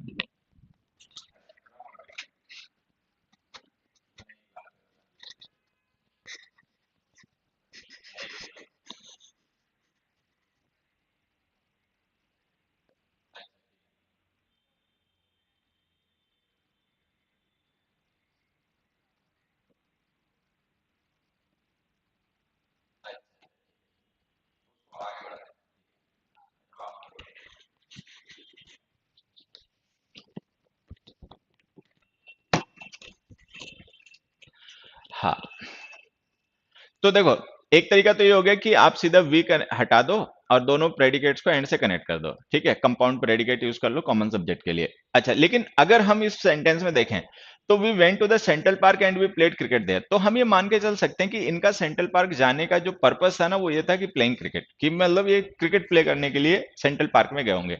तो अगर आपको ऐसा लगता है कि सेंट्रल पार्क में जाने का पर्पस ही क्रिकेट खेलना था, कि वहां जाकर इन्होंने क्रिकेट खेला, तो आप इस बाद वाले जो सब्जेक्ट तो वैसे भी कॉमन है, बाद वाले जो प्रेडिकेट की वर्ब है ना, आप इसको इन्फिनेटिव में चेंज कर सकते हो, आप इसको ऐसे भी लिख सकते हो,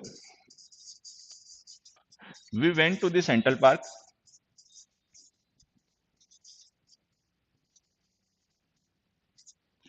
टू प्ले क्रिकेट देयर।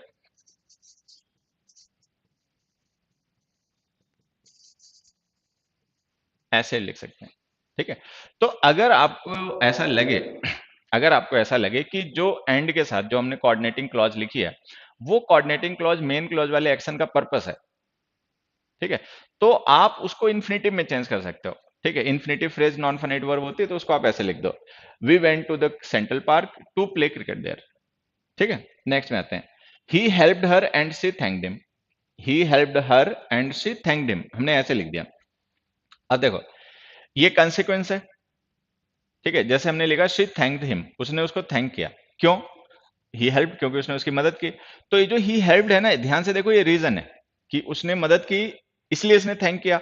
तो ये जो रीजन वाली क्लॉज है ना, ही हेल्प्ड हर, तो हमने पढ़ा था कि हमारे जो कोऑर्डिनेटिंग कंजंक्शन होते हैं उनमें से एक ही कंजंक्शन होता है जो रीजन के लिए यूज होता है, वो है फॉर। तो हम फॉर का यूज करेंगे और इस क्लॉज को उसके साथ एडजस्ट कर देंगे। ठीक है, सॉरी, कंजंक्शन नहीं, प्रेपोजिशन। तो हम इसको ऐसे लिखेंगे, she thanked him for his help. She thanked him for his help. Help बच्चे नाउन भी होता है, हेल्प वर्ड जो होता है वो नाउन भी होता है।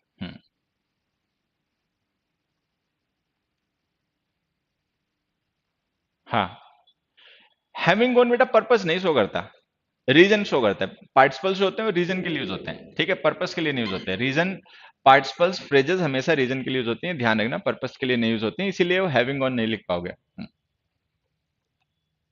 नेक्स्ट देखो, दे left the meeting early and this confuse all the members. They left the meeting early and this confuse all the members.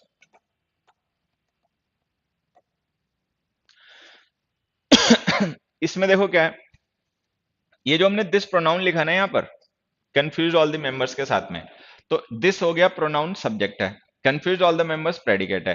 अच्छा, और ये जो दिस हमने लिखा है ना, ये दिस किसके लिए यूज हो रहा है, ध्यान से देखना, ये दिस यूज हो रहा है इसके लिए, दे लेफ्ट द मीटिंग अर्ली, कि वो मीटिंग से जल्दी चले गए, और मतलब उनके मीटिंग से जल्दी चले जाने से सारे लोग कंफ्यूज हो गए कि भाई जल्दी क्यों गए, ठीक है।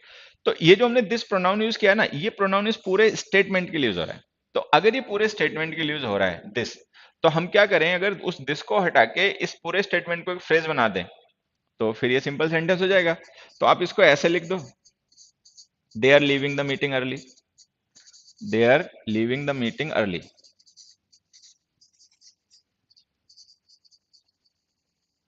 ठीक है, देखो ये जो स्टेटमेंट था ना, लेफ्ट द मीटिंग अर्ली, वो एक क्लॉज थी और हमने उसको फ्रेज में चेंज कर दिया, जेरेंड बना दिया, जेरेंड सब्जेक्ट बन गया, they are leaving the meeting early, confuse all the members,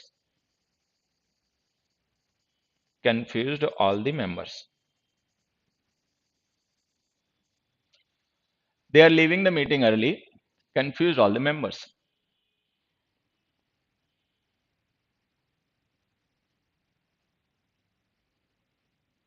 hmm, they are leaving the meeting early, confuse all the members.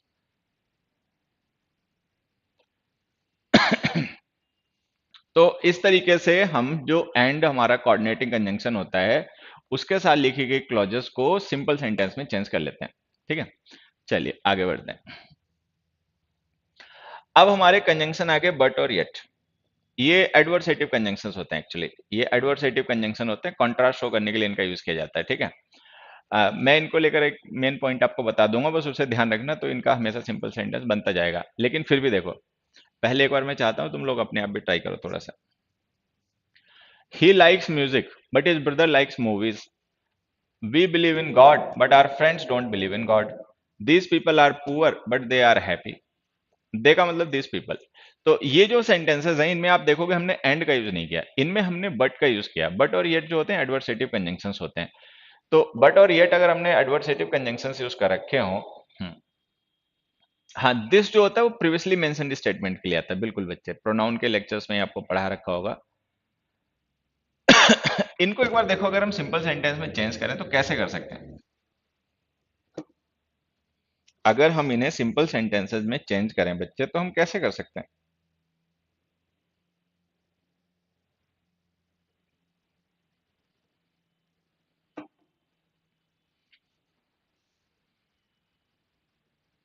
Theirs नहीं आएगा बेटा, देयर्स प्रोनाउन होता है, और लिविंग जो है वो जेरेंड है, उसके साथ डिटर्मिनर आएगा, देयर डिटर्मिनर होता है।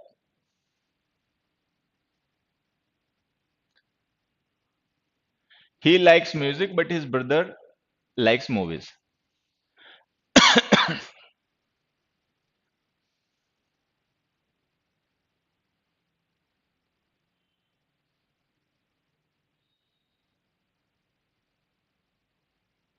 Not right now, you can ask me the doubt, but later, not right now. He likes music but his brother likes movies. अब नाउ से, ये जो सेंटेंस है, इसमें आप देखें, अगर हम यहाँ पे बट ना लिखें, एंड लिख दें, तो कोई फर्क तो पड़ेगा नहीं। देखो होता क्या है, जैसे हम एंड का यूज करते हैं ना क्यूमुलेशन के लिए, उसी तरीके से हम बट का यूज भी क्यूमुलेशन के लिए कर लेते हैं। अगर डिफरेंस को मतलब आपको स्ट्राइक करना है, तो देखो जैसे हमने लिखा, हाँ, ही इज रिच, नहीं रिच क्या, poor, he is poor and honest. और दूसरा हमने लिखा he is poor but honest. अब देखो ये जो दो सेंटेंसेस हमने लिखे ना, he is poor and honest and he is poor but honest, इन दोनों में से कौन सा गलत है ये बताना एक बार। He is winter is coming, हाँ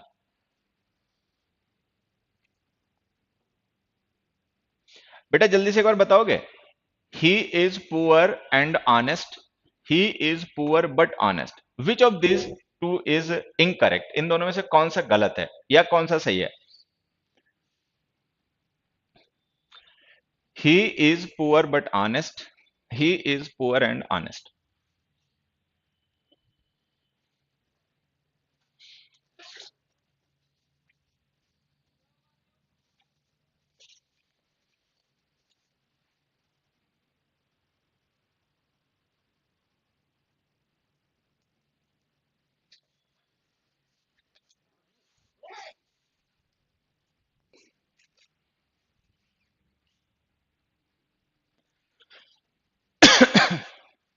both correct, first wrong, first is incorrect. दोनों सही हैं। जितेंद्र धाकड़ हमारा बच्चा बहुत होशियार है। दोनों सही हैं। सबसे पहले समझना बच्चे, दोनों ही सही हैं, दोनों में से कोई गलत नहीं है। अगर आप किसी एक को गलत मान रहे हो ना तो आप गलत हो, सेंटेंस नहीं गलत है, दोनों सही हैं, ठीक है। देखो ये डिपेंड करता है कहने वाले के पॉइंट ऑफ व्यू पे। अगर मान लो जनरली लोग ये मान के चलते हैं कि कोई आदमी गरीब है ना तो ईमानदार नहीं है, गड़बड़ करेगा अमीर होने के लिए, ठीक है। बट ऐसा नहीं है, गरीब आदमी सेटिस्फाइड है, अपना ईमानदारी से भी जी रहा है, ठीक है। तो ऐसा नहीं कि पुअर होना ऑनेस्ट होना कॉन्ट्राडिक्टरी मतलब क्वालिटीज हैं, जनरली लोग ऐसा मानते हैं, बट ये सही है। अच्छा पुअर ऑनेस्ट होना तो कॉन्ट्राडिक्टरी है नहीं, तो एंड और बट हम दोनों लिख सकते हैं, डिपेंड करता है कि हम किस एंगल से चीजों को देखते हैं। क्या हम ये मान के चल रहे हैं कि पुअर लोग जो होते हैं वो जनरली ऑनेस्ट नहीं होते हैं। तो अगर हमारा मतलब मानना ये है कि जनरली जो पुअर लोग होते हैं वो ऑनेस्ट नहीं होते हैं, तो कोई ऐसा आदमी हमें मिला जो पुअर भी है ऑनेस्ट भी है, तो हम मतलब इससे सरप्राइज हो गए कि भाई ये तो मामला अनएक्सपेक्टेड है, तो हमने लिख दिया is poor but honest. But ये हमारा अपना पॉइंट ऑफ व्यू है ना। कोई पर्सन ऐसा है कि वो इस चीज को मतलब ऑनेस्ट होने को अमीरी गरीबी से रिलेट ही नहीं करता, ठीक है। गरीब आदमी भी बेईमान हो सकता है, अमीर भी बेईमान हो सकता है, अमीर जनरली ज्यादा बेईमान होते हैं कहने को, ठीक है। तो आप एंड लिखो या बट लिखो इससे कोई फर्क नहीं पड़ता, वो एक सटल डिफरेंस आपके पॉइंट ऑफ व्यू का है कि आप इन दोनों क्वालिटीज को कॉन्ट्रास्टिंग पेयर मान रहे हो या कॉन्ट्रास्टिंग पेयर नहीं मान रहे हो। अगर आप इन दोनों क्वालिटीज के पेयर को कॉन्ट्रास्टिंग मान रहे हो, अनएक्सपेक्टेड मान रहे हो इस पेयर को, ठीक है, तो बट यूज कर लो, नहीं अनएक्सपेक्टेड मान रहे हो तो एंड यूज कर लो। तो ये जो हमारा सेंटेंस है ना, ही likes music but is brother likes movies, अगर हम यहाँ पे बट हटा के एंड लिख दें तो कोई फर्क थोड़ी पड़ता है, ठीक है। तो इसमें कोई कंट्रास्ट नहीं है, ऐसा नहीं है कि अगर कोई पर्सन म्यूजिक पसंद कर रहा है तो उसका भाई जो है वो म्यूजिक ही पसंद करे, नहीं म्यूजिक पसंद करेगा तो अपोजिट हो गया, कॉन्ट्रास्टिंग वही है, अपोजिट या कॉन्ट्रास्टिंग नहीं है, ये दो अलग अलग स्टेटमेंट्स हैं। तो अगर हम चाहें बट की जगह एंड भी लिख सकते हैं, तो अगर हम बट की जगह एंड भी लिख सकते हैं तो इसको फिर उसी तरीके से हम ट्रांसफॉर्म करेंगे जैसे एंड को किया था। He and his brother likes, sorry sorry likes नहीं, लाइक लिखना, एक मिनट क्या सिलेक्ट करना था, क्या कर लिया, like music and movies respectively.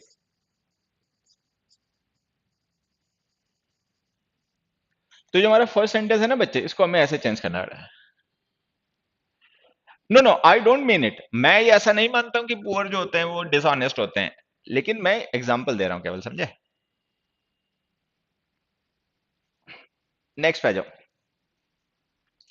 Next में हमने लिखा we believe in God but our friends don't believe in God, कि भाई हम बिलीव करते हैं गॉड में लेकिन हमारे फ्रेंड्स नहीं करते बिलीव गॉड में, ठीक है। तो अब इसको सिंपल बनाना है, इसको देखो हम सिंपल कैसे बना सकते हैं। We unlike our friends believe in God.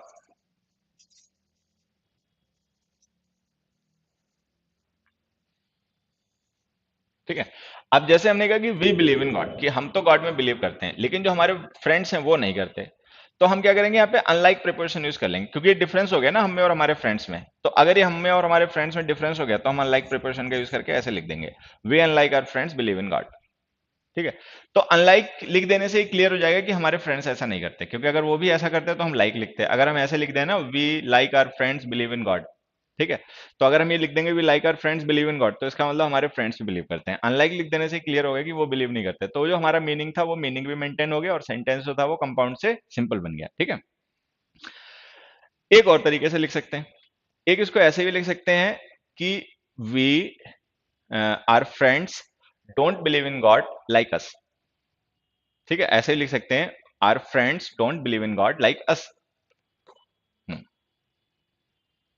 Next देखो, these people are poor but they are happy. अब हमने कहा ये लोग गरीब हैं लेकिन खुश हैं। ठीक है, ये चलो तब भी थोड़ा समझ में आता है, पुअर बट हैप्पी। ये पुअर बट ऑनेस्ट तो बदतमीजी है, ठीक है, लेकिन चलो, these people are poor but they are happy, कि ये लोग गरीब हैं लेकिन खुश हैं। ठीक है, तो ये जो पेयर है ना, गरीब आदमी का खुश होना, ये वास्तव में थोड़ा सा अनएक्सपेक्टेड है, क्योंकि गरीब आदमी की लाइफ में बहुत स्ट्रगल होते हैं। उसको हर एक चीज के लिए, खाने के लिए, रहने के लिए, आने जाने के लिए, पहनने के लिए, पीने के लिए, हर एक चीज के लिए स्ट्रगल करना पड़ता है। ठीक है, तो स्ट्रगल करने वाला आदमी कितना खुश हो सकता है, हम ये सोचते हैं, जब तक वो संत टाइप का आदमी ना हो तब तक। स्ट्रगल को तो कितना लोग एंजॉय करते हैं, कम ही लोग ऐसे मिलेंगे जो मतलब स्ट्रगल को एंजॉय करते होंगे। ठीक है, नहीं तो स्ट्रगल में तो आदमी के आंसू ही निकल आते हैं। तो ये जो हमने लिखा ना, this people are poor but they are happy, ये कॉन्ट्रास्टिंग है पेयर। ठीक है, अब हमें इसको कनेक्ट करना है। तो अब यहाँ पे एक चीज देखो, ऐसे केस में जहां पे आप कॉन्ट्रास्ट को या कॉन्ट्राडिक्शन को रेफर कर रहे हो, वहां पर एक प्रेपोजिशन होती है डेस्पाइट, इसका यूज कर लिया करो। डेस्पाइट प्रेपोजिशन होती है, तो क्लॉज को फ्रेज में कन्वर्ट करके इसके साथ में लिख दो और सिंपल सेंटेंस बन जाएगा। तो इसको आप ऐसे लिखो, एक minute, despite being poor, despite being poor these people are happy।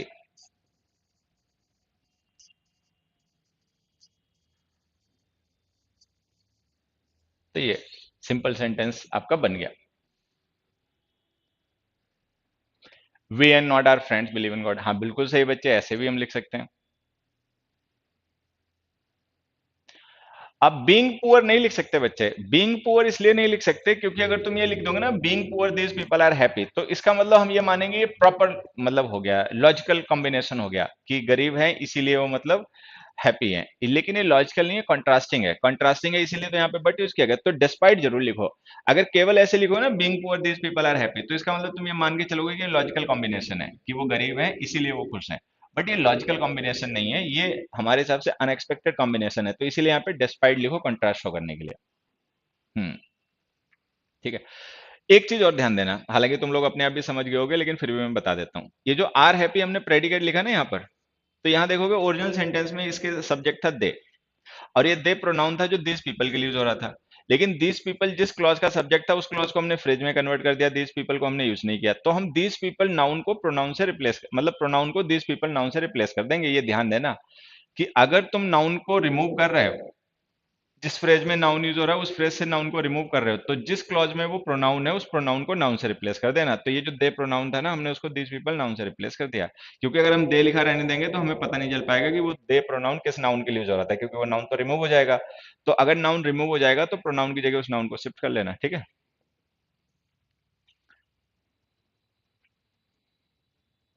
Next देखो, they called him many times but he didn't respond. उन्होंने उसे कई बार पुकारा लेकिन उसने रिस्पॉन्स नहीं किया। My uncle has never been to school yet he can read and write. मेरे अंकल कभी स्कूल नहीं गए लेकिन फिर भी लिख पढ़ लेते हैं। Mohan had worked hard yet he failed the test again. मोहन ने बड़ी मेहनत की थी फिर से फेल हो गया लेकिन।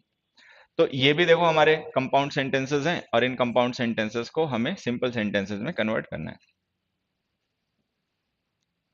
हाँ, बीइंग रीजन के लिए बिल्कुल सही बच्चा। हाँ, these people are poor but happy, बहुत अच्छी बात होता है, ये भी हो सकता है। They called him many times but he didn't respond.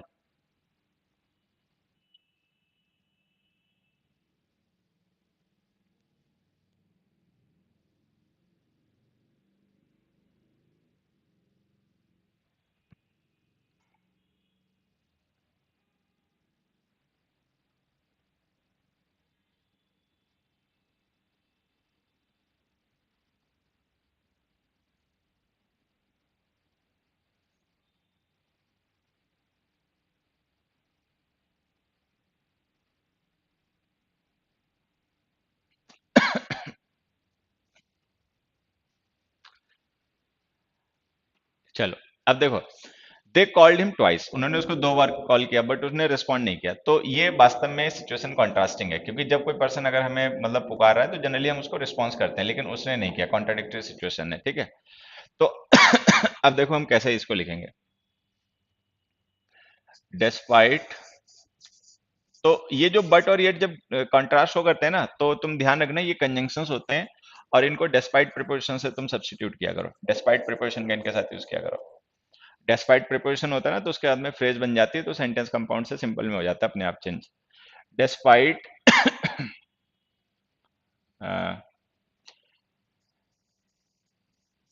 They are calling him many times, he didn't respond.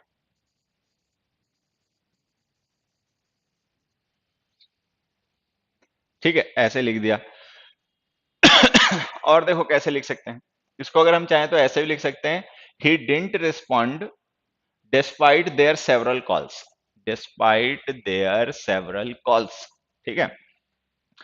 तो despite there several calls he didn't respond, despite there calling him many times he didn't respond, मतलब आप इतने तरीके से लिख सकते हो। Despite there many calls he didn't respond, despite there calling him many times he didn't respond, ठीक है। तो हम इन दोनों तरीके से डिस्पाइट का यूज करके इसका ट्रांसफॉर्मेशन कर देंगे। नेक्स्ट में आ जाते हैं। My uncle has never been to school, कि मेरे अंकल कभी स्कूल तो गए नहीं, yet he can read and write, फिर भी लिख और पढ़ लेते हैं। तो ये सिचुएशन अनएक्सपेक्टेड है, कॉन्ट्रास्ट नहीं है लेकिन अनएक्सपेक्टेड है। जनरली क्या होता है कि हम ये मान के चलते हैं भाई लिखना पढ़ना उसी को आता है जो स्कूल गया होता है, लिखना पढ़ना सीखने। अगर कोई पर्सन स्कूल नहीं गया तो हम मान के चलते हैं कि उसको लिखना पढ़ना नहीं आता होगा, लेकिन मान लो उसको आता है। तो अब देखो यहाँ पे करना क्या है, वही डिस्पाइट यूज करना है। लेकिन अब एक चीज देखो, ये जो नेवर है इसको तो खैर यहाँ पे लिखना ही पड़ेगा, नेवर। अब ये जो है ना परफेक्ट टेंस है, जब परफेक्ट टेंस को यूज करोगे ना तो जो नॉन फाइनाइट वर्ब लिखोगे वो भी परफेक्ट फॉर्म में लिखना है। Despite never having been to school, despite never having been to school, ठीक है, ऐसे। मैं अब ये ही है क्या, प्रोनाउन, ये प्रोनाउन किस अंकल के लिए यूज हो रहा है, ये किस नाउन के लिए यूज हो रहा है, माई अंकल के लिए। माई अंकल वहां से रिमूव हो गए, तो हम क्या करेंगे, इस प्रोनाउन को माई अंकल नाउन से रिप्लेस कर देंगे। My uncle can read and right,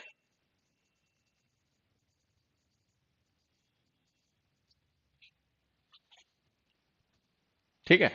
अब ये हमने लिख दिया, despite never having been to school, my uncle can read and right,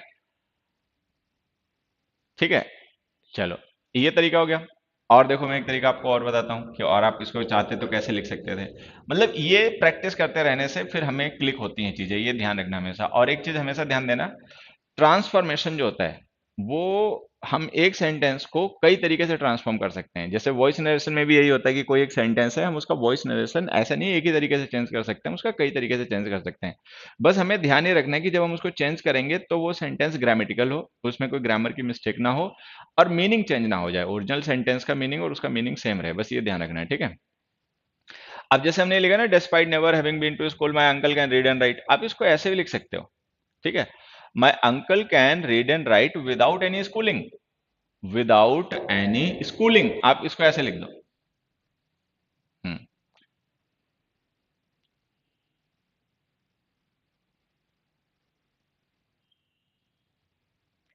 आ जाओ, ठीक है।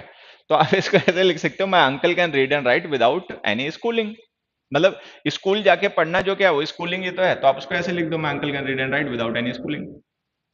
चलिए नेक्स्ट देखो, Mohan had worked hard yet he failed the test again, मोहन ने बड़ी मेहनत की लेकिन फिर फेल हो गया, ठीक है। तो डिस्पाइट, कंट्रास्ट है ना, डिस्पाइट।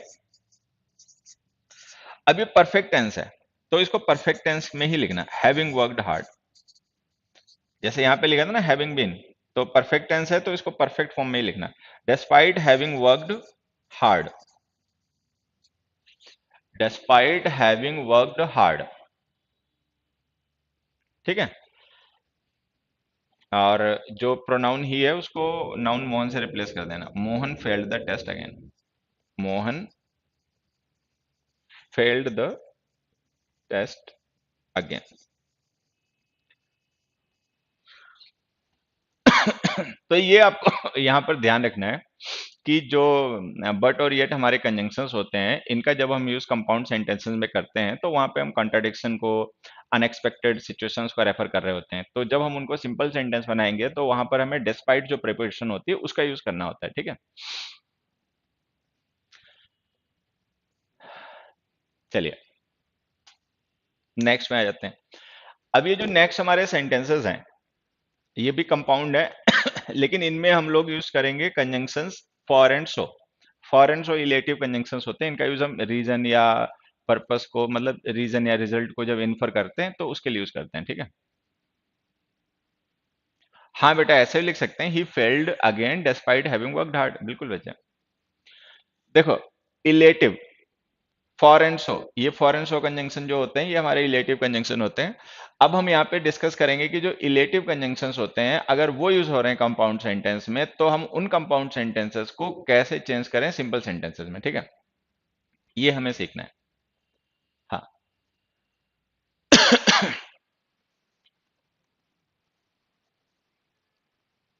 चलो देखो, the car had broken down so they called him a mechanic, so they called in a mechanic, ठीक है। my friend was ill so he didn't go to college, my friend didn't go to college for he was ill। फिर से देखो समझना, my friend didn't go to college, why, for he was ill, क्योंकि वो बीमार था। तो ये फॉर जो है ना रीजन के लिए होता है।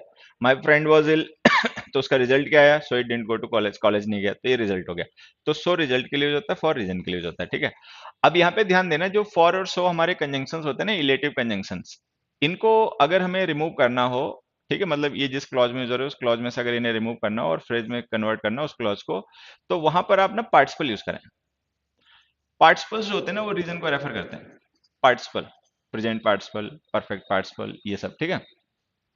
तो देखो, the car had broken down so they called in a mechanic, तो आप इसको ऐसे लिखो, the car having broken down, क्योंकि ये रीजन है ना, उन्होंने मैकेनिक को कॉल किया, तो क्यों कॉल किया, क्योंकि कार उनकी ब्रेक डाउन हो गई थी। तो वो जो रीजन वाला जो क्लॉज है ना उसको हम पार्टिसिपल में कन्वर्ट कर देंगे। The car having broken down they called in a mechanic, they called in a mechanic.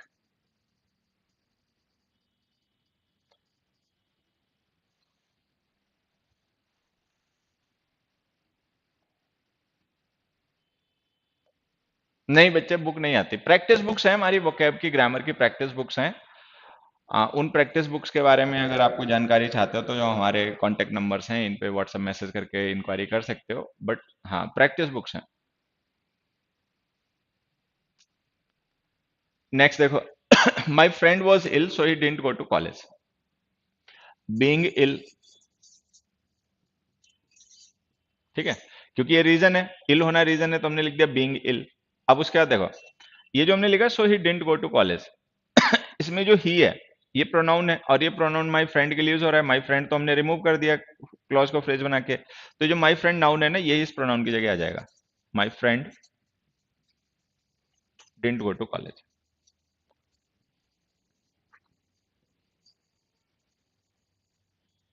तो हम लिख देंगे being ill my friend didn't go to college. तो ये जो सो और फॉर कंजंक्शंस होते हैं जब हम इनका यूज करते हैं रीजन और रिजल्ट के लिए और उसको हमें कंपाउंड से सिंपल सेंटेंस में चेंज करना होता है तो वहां पे ना पार्टिसिपल फ्रेजेस का यूज क्या करें। नेक्स्ट देखो, my friend didn't go to college for he was ill, अब बात तो एक ही है, ये जो सेंटेंस है ये सेंटेंस है सेम है तो दोनों को एक ही तरीके से बन जाएगा, ठीक है। Being ill my friend didn't go to college.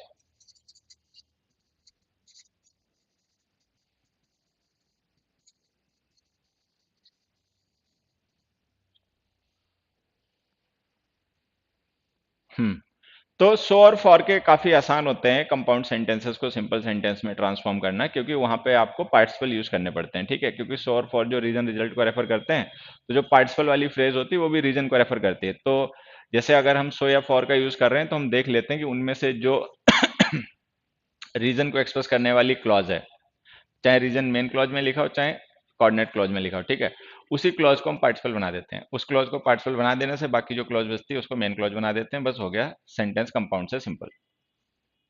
Because of illness लिख सकते हो बच्चे, बिकॉज ऑफ इल नहीं लिख सकते। बिकॉज ऑफ जो होती है ना प्रेपोजिशन होती है, भी रीजन की प्रेपोजिशन होती है, लेकिन होता क्या है कि यार आप बिकॉज ऑफ यूज करोगे तो उसके बाद में आपको नाउन लिखना पड़ेगा, प्रेपोजिशन है। तो इल जो होता है ना एडजेक्टिव होता है, आप ऐसे लिख सकते हो because of illness, he didn't go to, my friend didn't go to college. और ये दिमाग में रख लो कि ही नहीं माय फ्रेंड लिखना है। जब आप नाउन रिमूव कर देते हो तो जो उस नाउन के लिए प्रोनाउन यूज हो रहा था वो नाउन से चेंज हो जाता है। मतलब आप अगर नाउन को रिमूव कर रहे हो तो जो प्रोनाउन था वो प्रोनाउन भी रिमूव हो जाएगा और नाउन उसकी जगह ले लेगा, ठीक है। हाँ,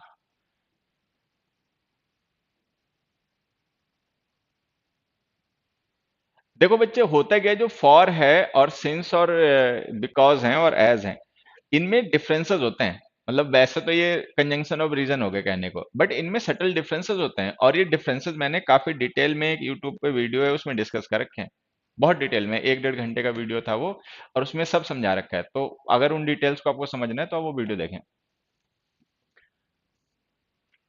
आ जाओ। अब आ गया हमारा फोर्थ सब टाइप ऑफ कोऑर्डिनेटिंग कंजंक्शंस, और एंड नॉर। ये अल्टरनेटिव कंजंक्शन होते हैं, ऑप्शंस को साथ में पुट करने के लिए यूज किए जाते हैं, और एंड नॉर, ठीक है। और अब हम यहाँ पे ये सीखेंगे कि अगर हमारे कंपाउंड सेंटेंस में और या नॉर कंजंक्शन का यूज हो रहा है तो हम उसको कंपाउंड से सिंपल कैसे बना सकते हैं, ठीक है। आ जाइए।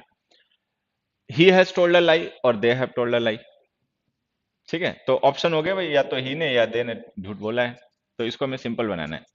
ही विल गो टू स्कूल और he will stay at home, ये भी दो सिंपल सेंटेंस हो गए, और मतलब दो क्लॉजेस हो गई, तो कंपाउंड सेंटेंस हो गया, इसको सिंपल बनाना है। दे मस्ट बी फ्रेंड्स और दे वुड फॉल अपार्ट, ठीक है। फॉल अपार्ट का मतलब है झगड़ा हो जाना है, बिखर जाना है, ठीक है। तो हमने कहा वो जरूरी दोस्त होंगे, नहीं तो उनमें झगड़ा हो गया होता। तो मतलब हम अज्यूम कर रहे हैं कि दोस्ती होंगे, नहीं दोस्त होते तो अब तक इनमें झगड़ा हो गया होता। चलो करो एक बार ट्राई। इन 3 सेंटेंसेस को आप एक बार ट्राई करके सिंपल सेंटेंसेस में कन्वर्ट करो, देखो।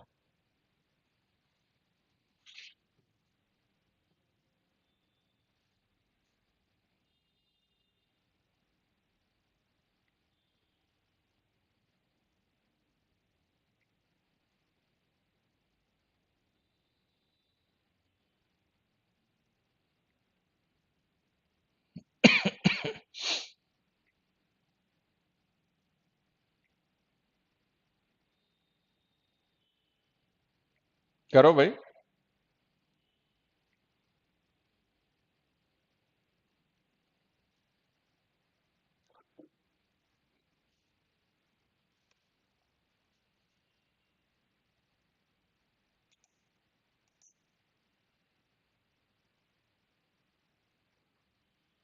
दोनों का कॉमन है, ठीक है।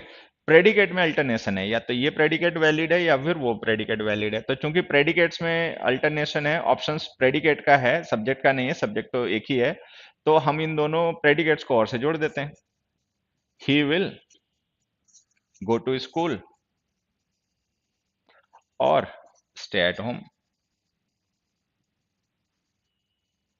ठीक है। विल भी हमने कॉमन कर लिया, ध्यान रखना। Next, they must be friends और दे वुड फॉल अपार्ट।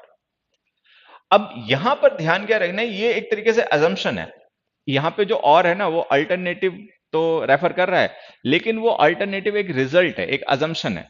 हमने कहा दे मस्ट बी फ्रेंड्स, ये जरूरी फ्रेंड्स होंगे, और दे वुड फॉल अपार्ट, नहीं तो इनमें अब तक झगड़ा हो गया होता। तो मतलब हम ये मान के चल रहे हैं कि अगर ये फ्रेंड नहीं होते तो इनमें झगड़ा हो गया होता, ठीक है। ये फ्रेंड ही होंगे, इसी वजह से इनमें आपस में झगड़ा नहीं हो रहा है, ठीक है। तो देखो हम इसको कैसे लिखेंगे, विदाउट बीइंग फ्रेंड्स,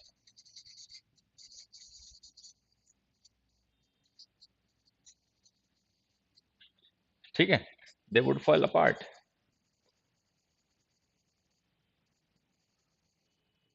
कि अगर ये दोस्त ना होते तो उस कंडीशन में इनमें झगड़ा हो जाता, ठीक है।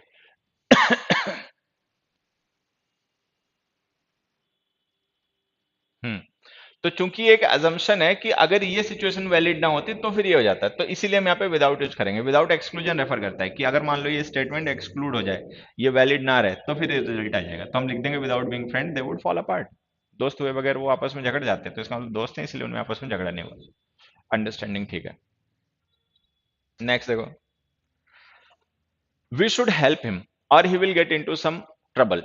अब ये कंसेक्वेंस है, ये अजम्पशन ऑफ रिजल्ट नहीं है, ये हम इससे पहले वाले में रिजल्ट को अज्यूम कर रहे थे कि अगर वो दोस्त ना होते तो उनमें झगड़ा हो जाता, लेकिन यहां पर हम कंसेक्वेंस को अज्यूम कर रहे हैं, वी वुड हेल्प हिम और he will get into some trouble, हमें उसकी मदद करनी चाहिए, नहीं तो ये मुसीबत में फंस जाएगा। ठीक है, तो इसमें भी क्या है कि अगर हम हेल्प नहीं करेंगे तो मुसीबत में फंसेगा, कर देंगे तो नहीं फंसेगा, तो इसमें भी विदाउट यूज करो, without our help, without our help he will get into some trouble। तो अगर हम और का यूज करें कभी किसी ऐसे सिचुएशन के लिए जहां पर एक्सक्लूजन होना हो, ठीक है, कि अगर ऐसा ना हो तो ये हो जाएगा, अगर वैसा ना हो तो ये हो जाएगा, तो उस कंडीशन में आप विदाउट का यूज करें, without our help he will get into some trouble. ठीक है, नेक्स्ट में आ जाओ, he doesn't watch movies not does his parents, कि ये मूवीज नहीं देखता और इसके पेरेंट्स भी नहीं देखते। दूसरा वाला जो क्लॉज है वो इन्वर्टेड फॉर्म में लिखा, डज हिज पेरेंट्स जो है वो इन्वर्टेड है। ठीक है, तो हमने लिखा ही doesn't watch movies not does his parents. ठीक है, अच्छा ये जो डज हमने लिखा है ना, ये एक तरीके से इस वॉच मूवीज को रिप्रेजेंट कर रहा है, तो आप इसको ऐसे लिख सकते हैं, neither he nor his parents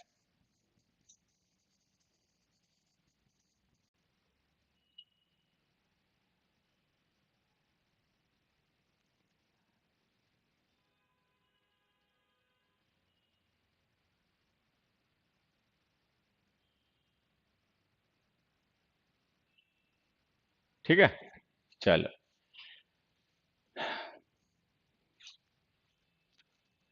so dear students,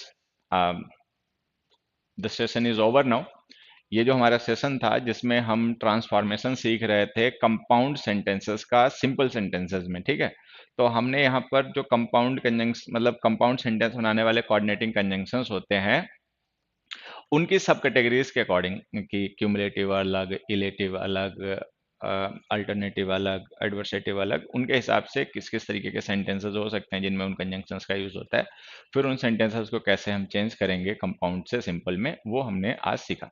ठीक है, so the session is over, I think, मुझे लगता है कि आप लोगों ने इसको एंजॉय किया होगा, और you just keep enjoying learning English, English को एंजॉय करते रहो। फिर मिलते हैं जल्दी किसी नेक्स्ट सेशन में, और फिर उसमें मिलते हैं how to do hard work continuously. एक सैटरडे को मैं तुम लोगों के साथ सेशन रखूंगा, इस सैटरडे को तो मैंने अपना बिजी कर लिया, एक संडे को सेशन रखूंगा, and you ask this type of questions to me in that session. ये इस तरीके के जो मतलब पढ़ाई लिखाई से रिलेटेड नहीं, पढ़ने लिखने के तरीके से रिलेटेड जो क्वेश्चंस होते हैं ये आप मुझसे उस सेशन में पूछे, ठीक है, तो फिर मैं उसमें आपको आंसर करूंगा। Sir would like to take admission in our comprehensive course. Comprehensive course हम लॉन्च करेंगे, वो जो मैं ये पाकिस्तान के लोग हैं इनको जो कह रहा था वो यही है कि थोड़ा सा इंतजार कर लो, मैं वर्क कर रहा हूँ ऐसी चीज़ों पे कि हम एक कांस्टेंट टच में रहने के लिए कोई मैं प्रोग्राम बनाऊँ, ठीक है, तो उस पे हाँ, I will be waiting for you. ठीक है, मैं जरूर करूंगा बिल्कुल बच्चे। देखो पता है क्या है, हालांकि मुझे लगता है कि तुम लोग समझदार हो, इन चीज़ों को अदरवाइज नहीं लोगे। जो लर्निंग है ना, मतलब जो ये पढ़ाने लिखाने का पूरा जो सिस्टम है, इसमें प्राइमरी हमेशा स्टूडेंट रहेगा, क्योंकि अगर कोई सीखने वाला नहीं है तो सिखाने का कोई लॉजिक नहीं बनता। मान लीजिए मेरे सामने हजारों बच्चे बैठे हुए हैं लेकिन वो सीखना नहीं चाहते, तो फिर वहां पे मेरी कोई वैल्यू नहीं है। ठीक है, मेरी कोई वर्थ नहीं है, मैं टीचर नहीं हूं। अगर वो सीखना नहीं चाहते तो मैं कहा का टीचर। तो ये बहुत बड़ी बात होती है कि आपके पास ऐसे लोग हों जो सीखना चाहते हैं, और इस मामले में मैं I find my self very lucky, मैं अपने को बड़ा लकी मानता हूँ। इस मामले में मैं अपने को बड़ा लकी मानता हूँ कि मेरे पास ऐसे बच्चे होते हैं, चाहे मेरे पेड बैचेस में हो, चाहे मेरे क्लासरूम बैचेस में हो, चाहे मेरे यूट्यूब सेशंस में हो, जो सीखना चाहते हैं, भूखे हैं सीखने के, जिनमें मतलब सीखने के मतलब तहजीब भी है, और मतलब जिनके अंदर सीखने की बड़ी मतलब क्यूरियोसिटी भी है। ठीक है, तो इन्हीं लोगों ने मुझे मेरे अंदर से मेरा बेस्ट निकालने के लिए मुझे मजबूर किया है। ये लोग मुझे मजबूर करते हैं कि नहीं, मतलब इस बार को और हाई करो और हाई करो। ठीक है, तो इट इज यू, तुम ही लोग हो जिनकी वजह से मुझे मतलब इंस्पिरेशन मिलता है, या मैं मोटिवेट होता हूँ कि और चीजें बेहतर करो, और चीजें बेहतर करो।